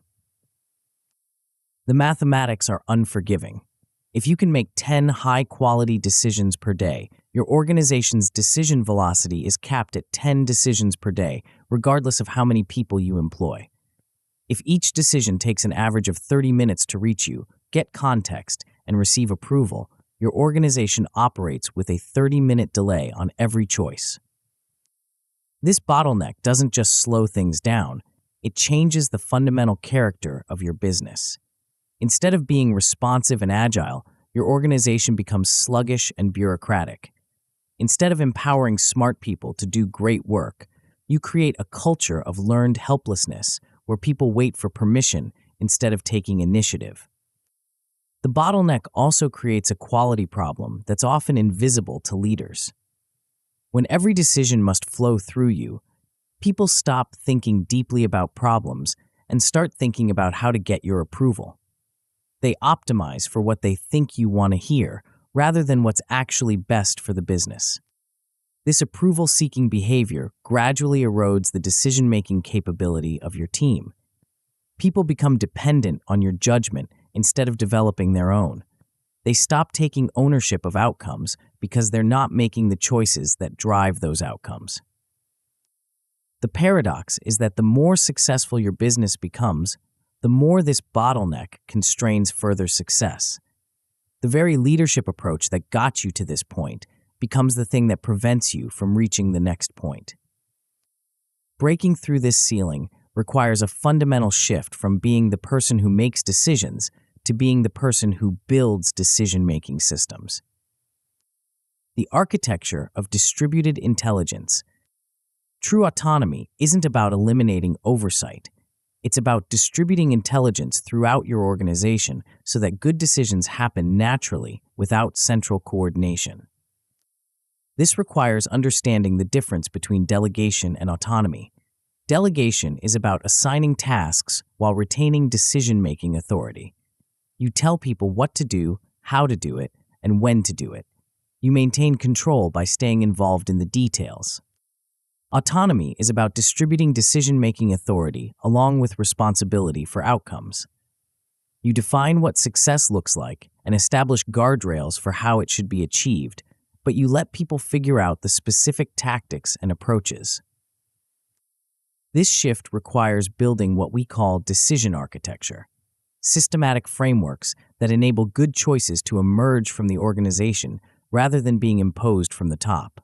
Instead of making all the decisions yourself, you design the systems that help others make good decisions.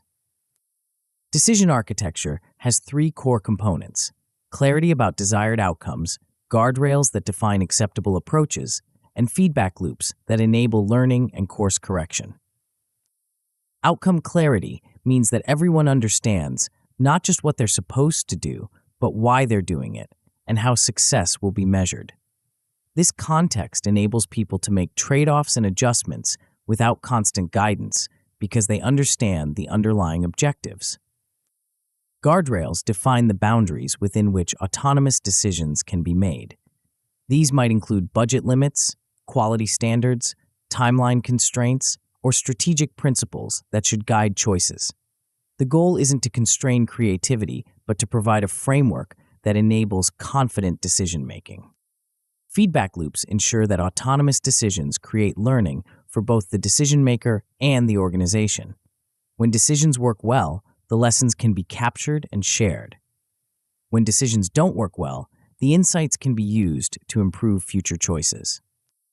This architecture enables what systems theorists call emergent intelligence, smart behavior that arises from the interaction of simple rules rather than complex central planning. Instead of trying to anticipate every possible scenario and create procedures for each one, you create principles that guide good decision-making in any scenario. The capability credit system. Building organizational autonomy requires a systematic approach to expanding decision-making authority based on demonstrated capability rather than tenure or title. Most organizations approach autonomy backwards. They give people authority based on their position in the hierarchy rather than their proven ability to make good decisions. This creates situations where senior people make decisions they're not qualified for, while junior people who are closest to the work have no authority to act on their insights. The capability credit system works differently. It treats decision-making authority as something that's earned through demonstrated competence rather than granted through organizational position. People gain autonomy by proving they can handle it responsibly and effectively. This system starts with small, low-risk decisions and gradually expands to larger, higher-impact choices as people demonstrate good judgment. A customer service representative might start with the authority to issue refunds up to $50 without approval. If they consistently make good decisions within that boundary, their authority might expand to $100, then $500, then $1,000. The key is making the expansion systematic rather than arbitrary. Clear criteria define what constitutes good decision-making: alignment with company values, consideration of multiple stakeholders, appropriate use of available information, and achievement of desired outcomes. This approach creates a positive feedback loop where good decision-making is rewarded with more decision-making opportunities. People are motivated to develop their judgment because they know it will lead to greater autonomy and more interesting work. The capability credit system also creates natural quality control. People who consistently make poor decisions don't gain additional authority. People who make good decisions within their current scope earn the right to tackle bigger challenges. This meritocratic approach to autonomy ensures that decision-making authority flows to the people who are best equipped to use it effectively, regardless of their formal position in the organization. But the system requires careful design to avoid creating perverse incentives. The criteria for earning autonomy must focus on long-term value creation rather than short-term results that might be achieved through shortcuts or risk-taking that could harm the business. The Decision Journal Revolution. One of the most powerful tools for building organizational autonomy is also one of the simplest: systematic documentation of decisions and their outcomes. Decision journals capture the reasoning behind important choices, the information that was available at the time, the alternatives that were considered, and the expected outcomes. This documentation serves multiple purposes that compound over time to improve organizational decision-making capability. First, decision journals create accountability for decision makers. When people know their reasoning will be documented and reviewed, they tend to think more carefully about their choices. They consider more alternatives, gather more information, and think through potential consequences more thoroughly. Second, decision journals enable organizational learning.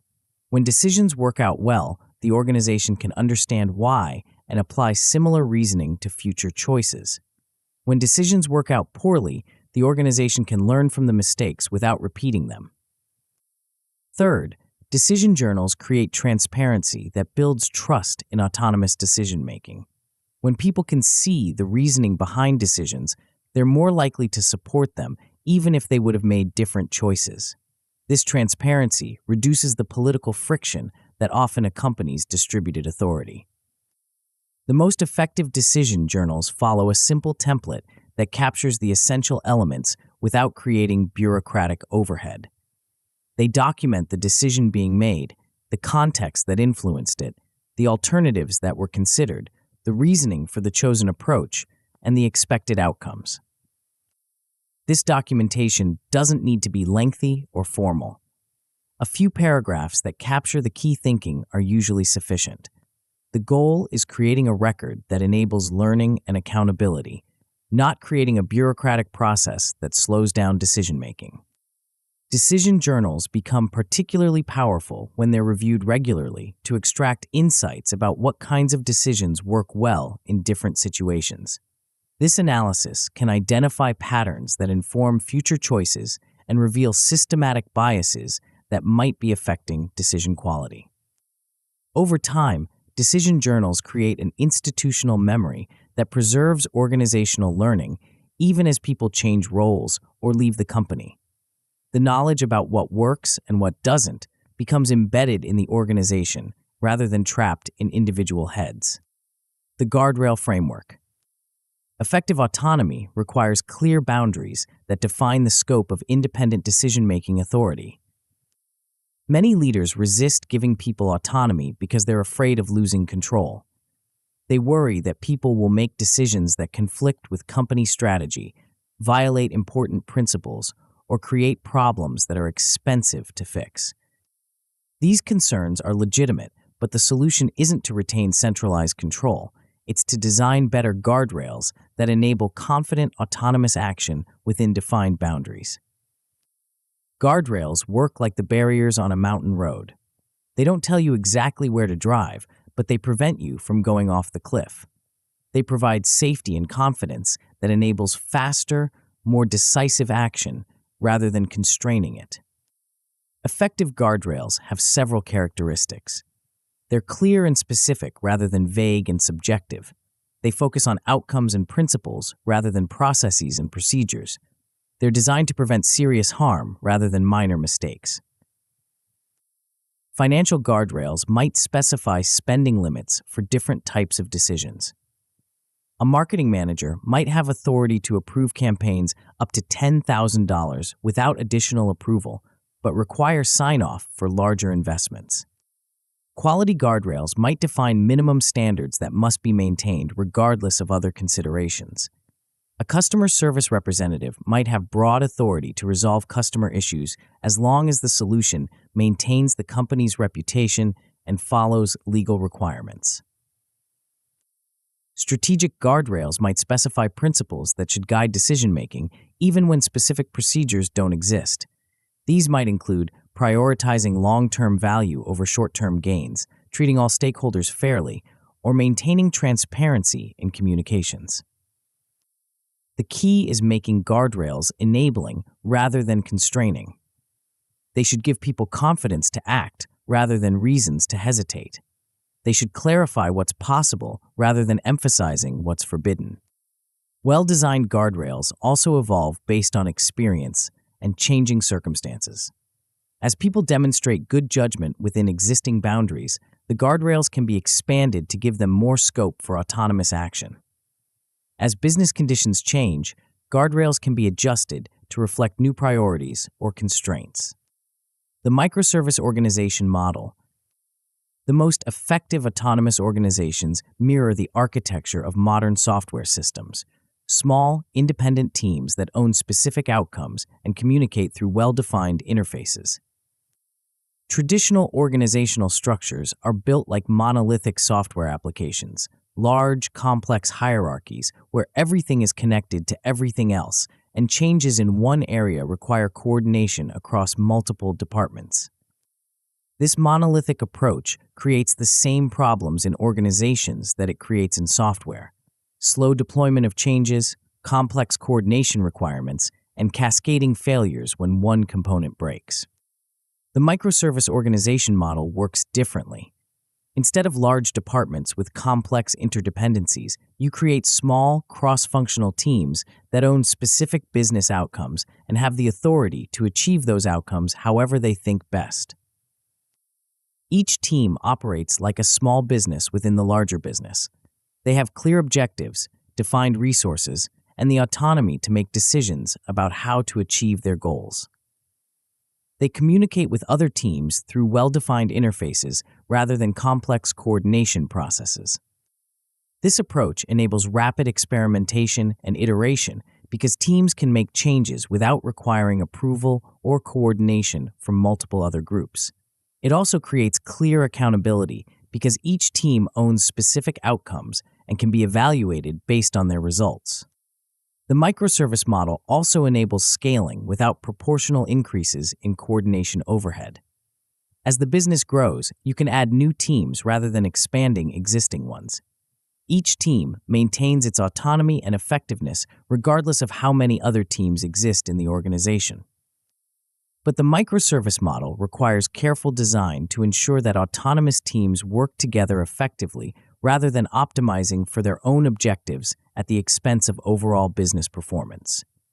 This requires clear interfaces between teams, shared metrics that align individual team success with overall business success, and cultural norms that encourage collaboration rather than competition. The most successful microservice organizations also invest heavily in shared infrastructure and platforms that enable teams to operate efficiently without duplicating effort. This might include shared technology platforms, common processes for hiring and onboarding, or centralized services for functions like legal and finance. The escalation architecture. Even the most autonomous organizations need systematic ways to handle decisions that exceed the scope of individual or team authority. Escalation isn't a failure of autonomy. It's a critical component that enables autonomy to work effectively. When people know that they can escalate decisions that are beyond their authority or expertise, they're more confident about making the decisions that are within their scope. Effective escalation architecture has several key characteristics. It's based on clear criteria rather than subjective judgment. It's designed to be fast and efficient rather than bureaucratic and slow.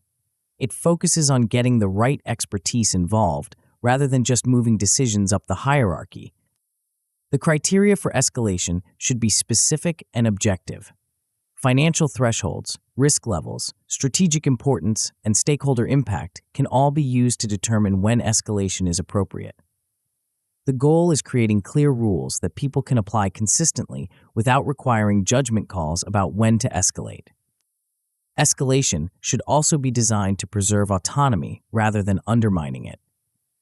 When decisions are escalated, the goal should be to get additional input or approval rather than taking the decision away from the original decision maker. This approach maintains ownership and accountability while ensuring that appropriate oversight occurs. The most effective escalation systems also create learning opportunities. When decisions are escalated, the reasoning and outcome should be documented and shared so that similar decisions can be handled autonomously in the future. This gradually expands the scope of autonomous decision-making as people learn to handle more complex situations. Escalation architecture should also include mechanisms for urgent decisions that can't wait for normal approval processes. Emergency procedures should define who has authority to make critical decisions quickly and what information needs to be communicated to other stakeholders. The goal is creating a system that provides safety and support for autonomous decision-makers rather than creating barriers that discourage independent action. The cultural transformation. Building organizational autonomy requires cultural changes that can be more challenging than the structural changes. Many people are uncomfortable with autonomous decision-making because they've been trained to seek approval rather than take initiative. They worry about making mistakes, exceeding their authority, or being blamed for poor outcomes. These concerns are natural, but can be addressed through cultural changes that support and reward autonomous action. The foundation of autonomous culture is psychological safety, the confidence that people can take reasonable risks, make honest mistakes, and voice dissenting opinions without fear of punishment or retaliation. This safety is essential for autonomous decision-making because it enables people to act confidently rather than defensively. Building psychological safety requires consistent leadership behavior that rewards good decision-making processes rather than just good outcomes. When people make thoughtful decisions that don't work out, they should be supported and encouraged to learn from the experience rather than punished for the result. Autonomous culture also requires shifting from blame-oriented thinking to learning-oriented thinking. When problems occur, the focus should be on understanding what happened and how to prevent similar issues in the future, rather than identifying who was responsible and how to punish them. This learning orientation creates an environment where people are willing to take reasonable risks and try new approaches, because they know that failures will be treated as learning opportunities rather than career-limiting events. Autonomous culture also requires celebrating and recognizing good autonomous decision-making.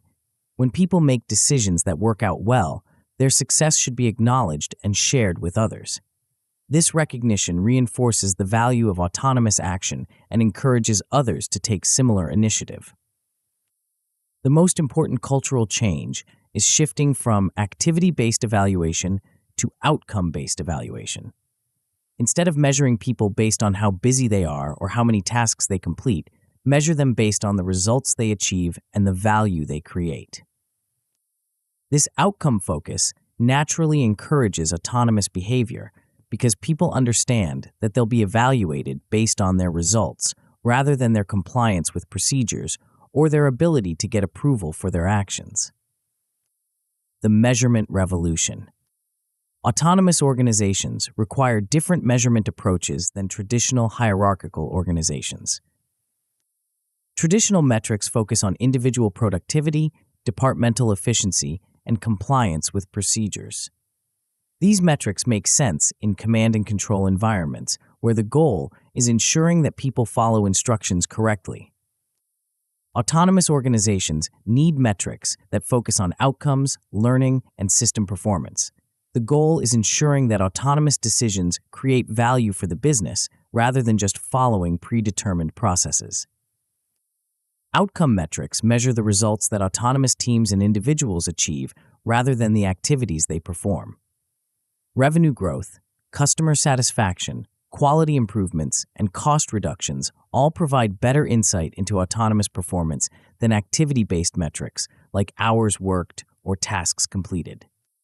Learning metrics measure how effectively the organization is improving its decision-making capability over time. This might include tracking the accuracy of decision predictions, the speed of problem resolution, or the rate of process improvements generated by autonomous teams. System metrics measure how well the autonomous organization is functioning as a whole, rather than just how individual components are performing. This might include measuring decision velocity, coordination efficiency, or the alignment between local decisions and global objectives. The most important measurement principle for autonomous organizations is transparency. Metrics should be visible to everyone who needs them to make good decisions, rather than being hoarded by management for control purposes. This transparency enables autonomous decision-makers to understand how their choices affect overall business performance and adjust their approach accordingly. It also creates accountability that doesn't require direct supervision because people can see the impact of their decisions on shared metrics. Measurement in autonomous organizations should also be forward-looking rather than just backward-looking. Predictive metrics that help people anticipate problems and opportunities are more valuable than historical metrics that just report what already happened.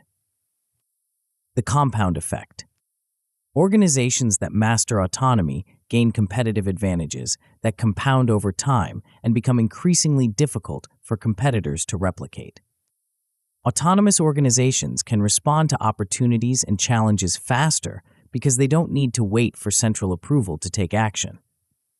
They can experiment more frequently because individual teams have the authority to try new approaches. They can scale more efficiently because adding people increases capability rather than just capacity. But the deeper advantage is the organizational learning that autonomy enables. When decision-making authority is distributed throughout the organization, more people are developing judgment and problem-solving skills. This creates a deeper bench of capability that makes the organization more resilient and more adaptable. Autonomous organizations also tend to attract and retain better talent because smart people prefer environments where they can make meaningful decisions and see the impact of their work. This talent advantage creates a positive feedback loop where better people make better decisions, which creates better results, which attracts even better people. The compound effect of autonomy means that small improvements in decision-making capability create large improvements in business performance over time. Each good decision enables better future decisions. Each successful autonomous action builds confidence for more ambitious autonomous actions. Organizations that start building autonomy early gain advantages that become increasingly difficult for competitors to match. While other businesses are still constrained by centralized decision-making, autonomous organizations are operating at a fundamentally different level of speed and capability. But autonomy is just one component of a truly turnkey business. Even the most autonomous organization operates within systems and processes that must be continuously improved and optimized. The next chapter will show you how to connect all the pieces: mindset, mapping, automation, optimization, metrics, self-healing, and autonomy into an integrated system that creates exponential value rather than just additive improvements. The synthesis you're about to discover will transform everything you've built so far from a collection of powerful tools into something that feels almost supernatural in its effectiveness. Chapter 9, Ever-Scaling.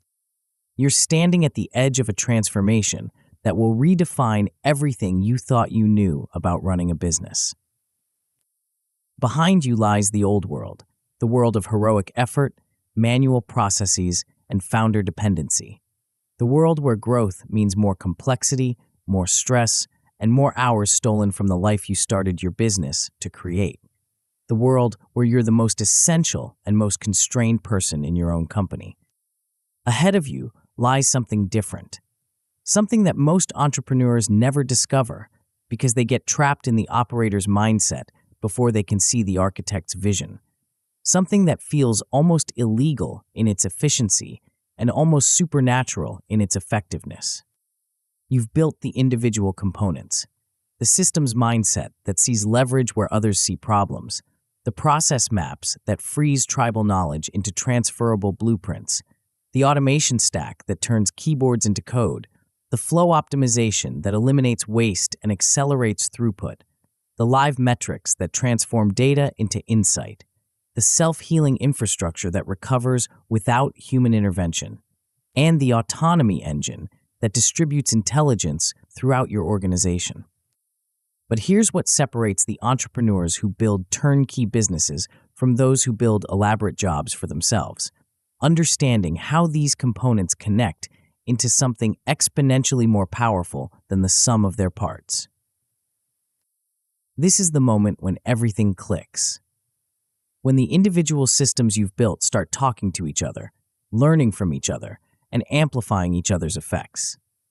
When your business transforms from a collection of optimized processes into a living, breathing organism that grows stronger with every challenge it encounters. Welcome to the Ever-Scaling Business, a company that doesn't just survive growth, but uses growth as fuel for becoming more efficient, more intelligent, and more valuable with every passing day. The flywheel that changes everything. What you've built isn't just a business, it's a flywheel. Jeff Bezos popularized this concept, but few entrepreneurs truly understand its profound implications. A flywheel is a system where each component's output becomes another component's input, creating a self-reinforcing cycle that generates momentum over time. In traditional businesses, growth creates complexity. More customers mean more support issues. More revenue means more processes to manage. More employees mean more coordination overhead. Growth becomes a burden that slows you down rather than speeding you up. In a turnkey business, growth creates capability. More customers generate more data that improves your automation. More revenue funds better systems that increase efficiency. More employees contribute to process improvements that benefit everyone. This is the difference between linear scaling and exponential scaling. Linear scaling requires proportional increases in effort to achieve proportional increases in output.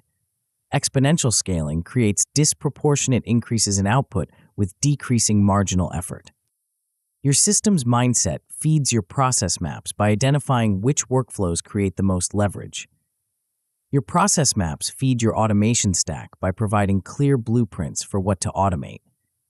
Your automation stack feeds your flow optimization by eliminating human bottlenecks and variability. Your flow optimization feeds your live metrics by creating predictable patterns that can be measured and analyzed.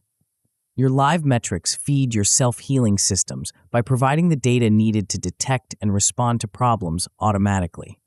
Your self-healing systems feed your autonomy engine by creating the reliability that enables confident delegation. Your autonomy engine feeds back into your system's mindset by distributing the responsibility for continuous improvement throughout your organization. Each team member becomes a systems thinker who identifies optimization opportunities and implements improvements. This creates a compounding effect where each revolution of the flywheel makes the next revolution easier and more powerful. The system doesn't just maintain its momentum, it accelerates over time. The liberation you've been seeking. The transformation you're about to experience isn't just operational, it's personal. Right now, you're probably working 60 to 80 hours per week, handling decisions that could be made by others, solving problems that could be prevented by better systems, and managing processes that could run themselves. You're the bottleneck that constrains your own growth and the single point of failure that threatens your own success. The turnkey business changes this equation fundamentally. Instead of being trapped in the operator's chair, you become the architect who designs systems that work without you. Instead of being the person who does the work, you become the person who builds the machines that do the work. This shift reclaims 20 to 30 hours per week that you can reinvest in high-leverage activities, strategic thinking, relationship building, innovation, and personal development. Or you can simply reclaim your life, spending time with family, pursuing hobbies, traveling, or whatever brings you joy and fulfillment. But the liberation goes deeper than time management. When your business can operate without your constant intervention, you gain something more valuable than hours. You gain peace of mind. You can take vacations without checking email every hour.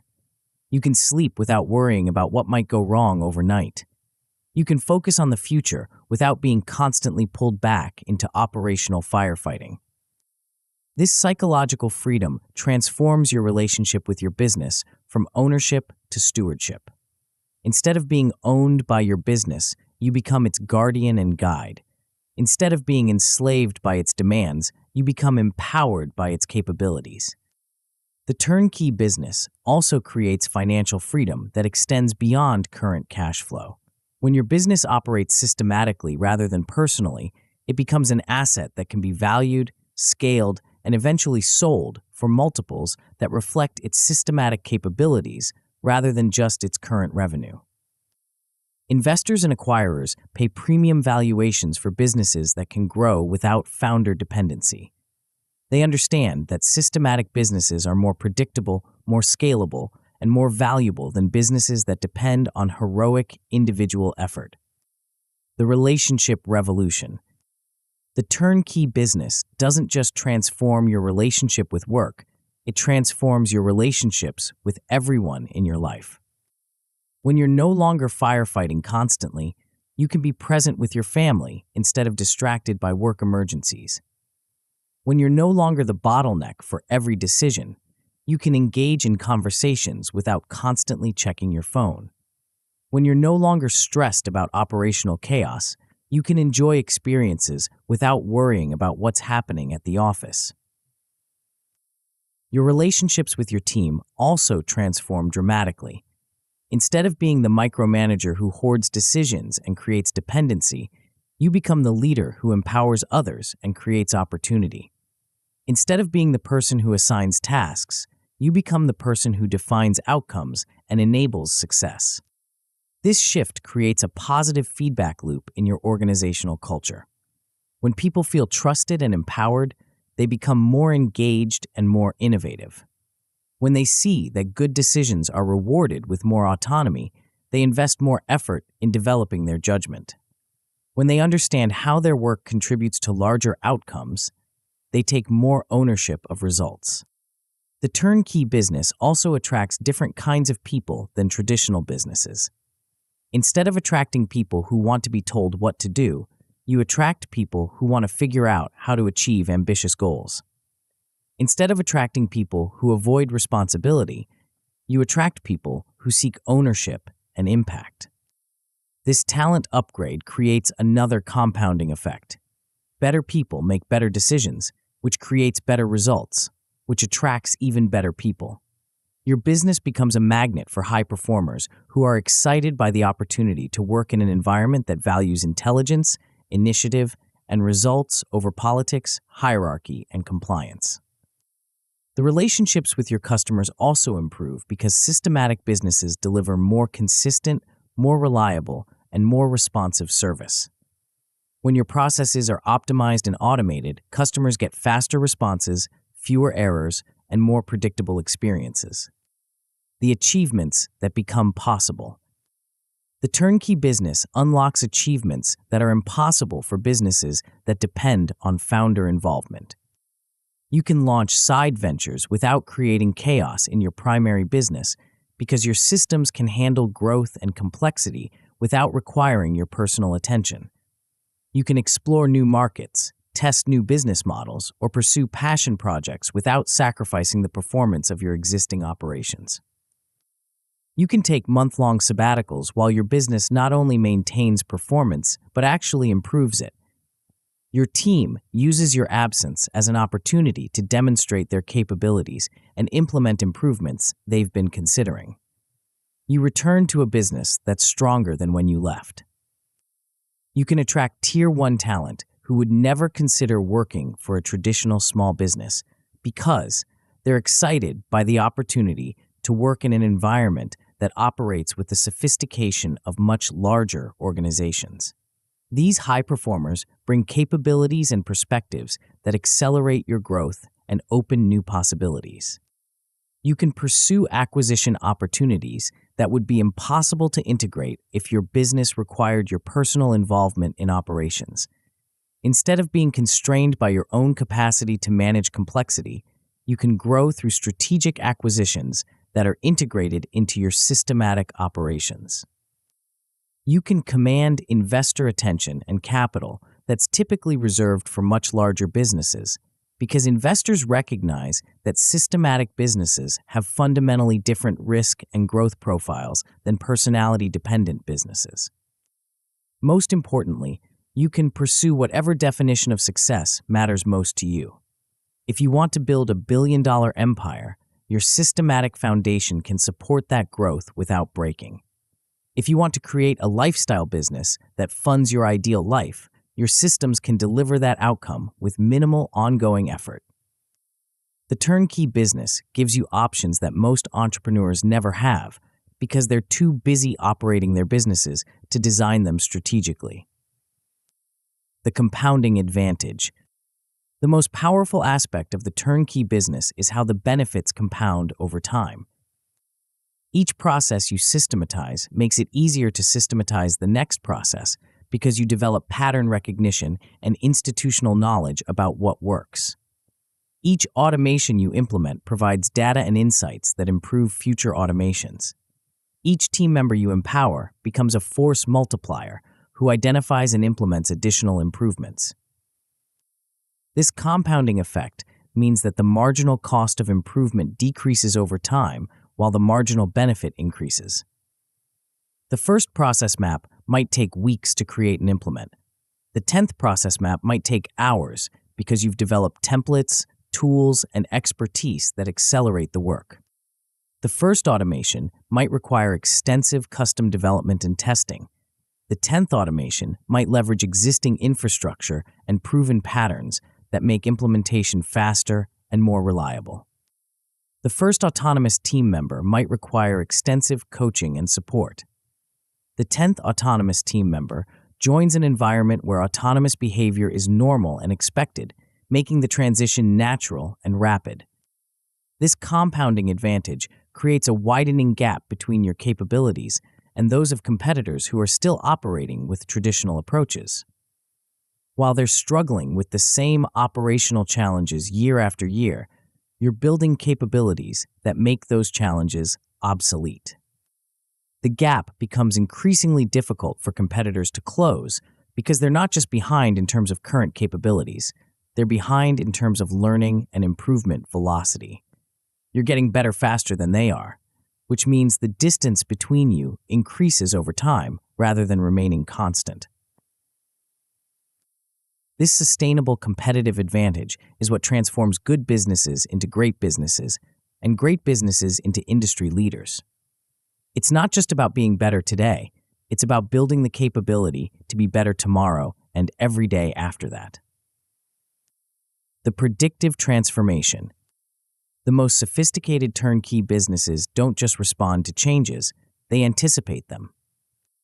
Your live metrics system generates vast amounts of data about customer behavior, market trends, operational performance, and competitive dynamics. Your automation systems capture information about what works and what doesn't in different situations. Your autonomous teams contribute insights about opportunities and challenges they observe in their daily work. When this information is analyzed systematically, patterns emerge that enable predictive decision-making. You can identify customer churn risk before customers decide to leave. You can spot market opportunities before competitors notice them. You can detect operational problems before they impact performance. This predictive capability transforms your business from reactive to proactive. Instead of responding to problems after they occur, you prevent them before they happen. Instead of capitalizing on opportunities after they're obvious, you position yourself to benefit from them as they emerge. The predictive transformation also enables more sophisticated business models that wouldn't be possible without systematic operations.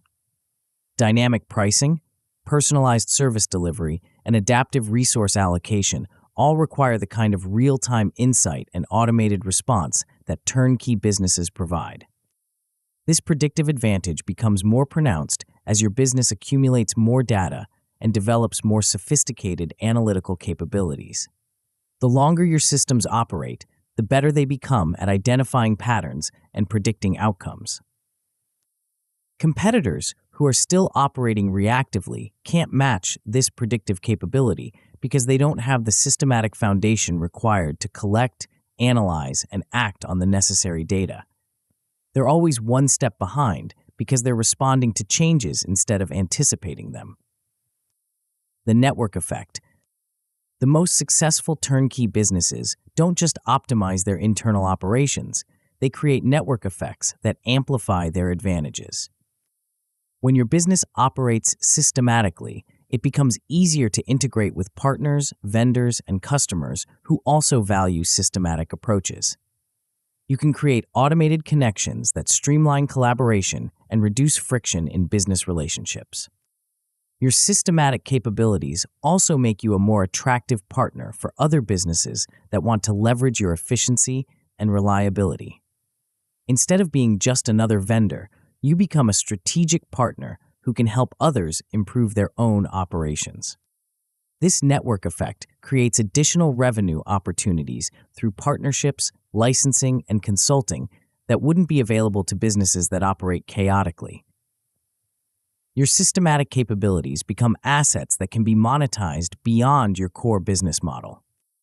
The network effect also provides access to insights and opportunities that aren't available to businesses operating in isolation. When you're connected to other systematic businesses, you can learn from their approaches, share best practices, and identify collaboration opportunities that benefit everyone involved. This collaborative advantage accelerates your improvement velocity because you're not just learning from your own experience, you're learning from the experience of your entire network.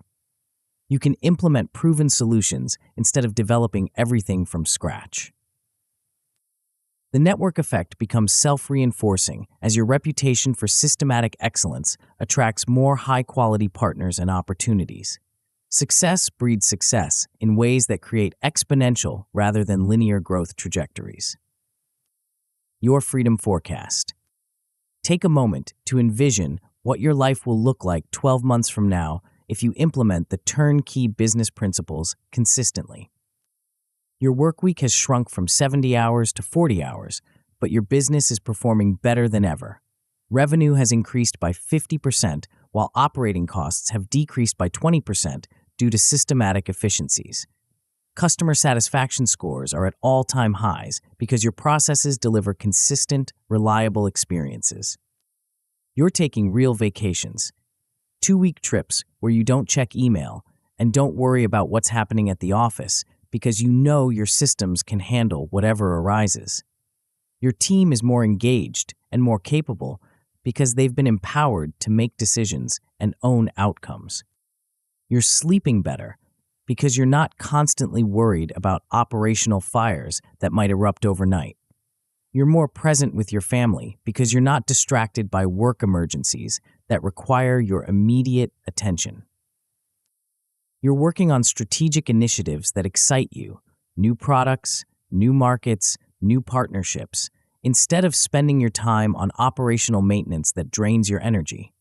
You're building the future instead of just maintaining the present. Your business has become an asset that works for you instead of a job that owns you.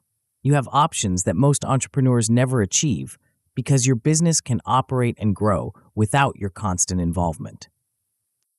This isn't fantasy. This is the predictable outcome of implementing systematic approaches to business design. The entrepreneurs who commit to building turnkey businesses consistently achieve these results because the principles are reliable and the benefits are compounding. The only question is whether you'll take action to claim this future or continue accepting the constraints of traditional business approaches that keep you trapped in the operator's chair. The moment of truth. You now possess something that 99% of entrepreneurs never acquire, a complete blueprint for building a business that serves you instead of enslaving you. You understand the systems mindset that sees leverage where others see problems. You know how to map processes that capture tribal knowledge and make it transferable. You can build automation stacks that turn routine work into code. You can optimize flows that eliminate waste and accelerate throughput. You can implement live metrics that transform data into insight. You can design self-healing systems that recover without human intervention. You can create autonomy engines that distribute intelligence throughout your organization. You can connect all these components into an ever-scaling flywheel that gets stronger with every revolution. But knowledge without action is worthless. Understanding without implementation is just expensive entertainment. You can read every business book ever written, attend every conference, and consume every piece of content about systematic business design, but none of it matters if you don't take the first step. The entrepreneurs who transform their businesses and their lives are the ones who stop consuming information and start implementing systems. They're the ones who schedule the chaos audit, map the first process, build the first automation, and begin the journey from operator to architect. The clock is ticking. Every day you delay is a day your competitors might discover these principles and gain advantages that become harder to overcome. Every week you spend firefighting is a week you could have spent building systems that prevent fires. Every month you remain trapped in operational chaos is a month you could have been enjoying the freedom that systematic business design provides. You have two choices. You can close this book, return to your current approach, and hope that working harder will somehow create the breakthrough you're seeking. Or you can commit to becoming the architect of your own liberation.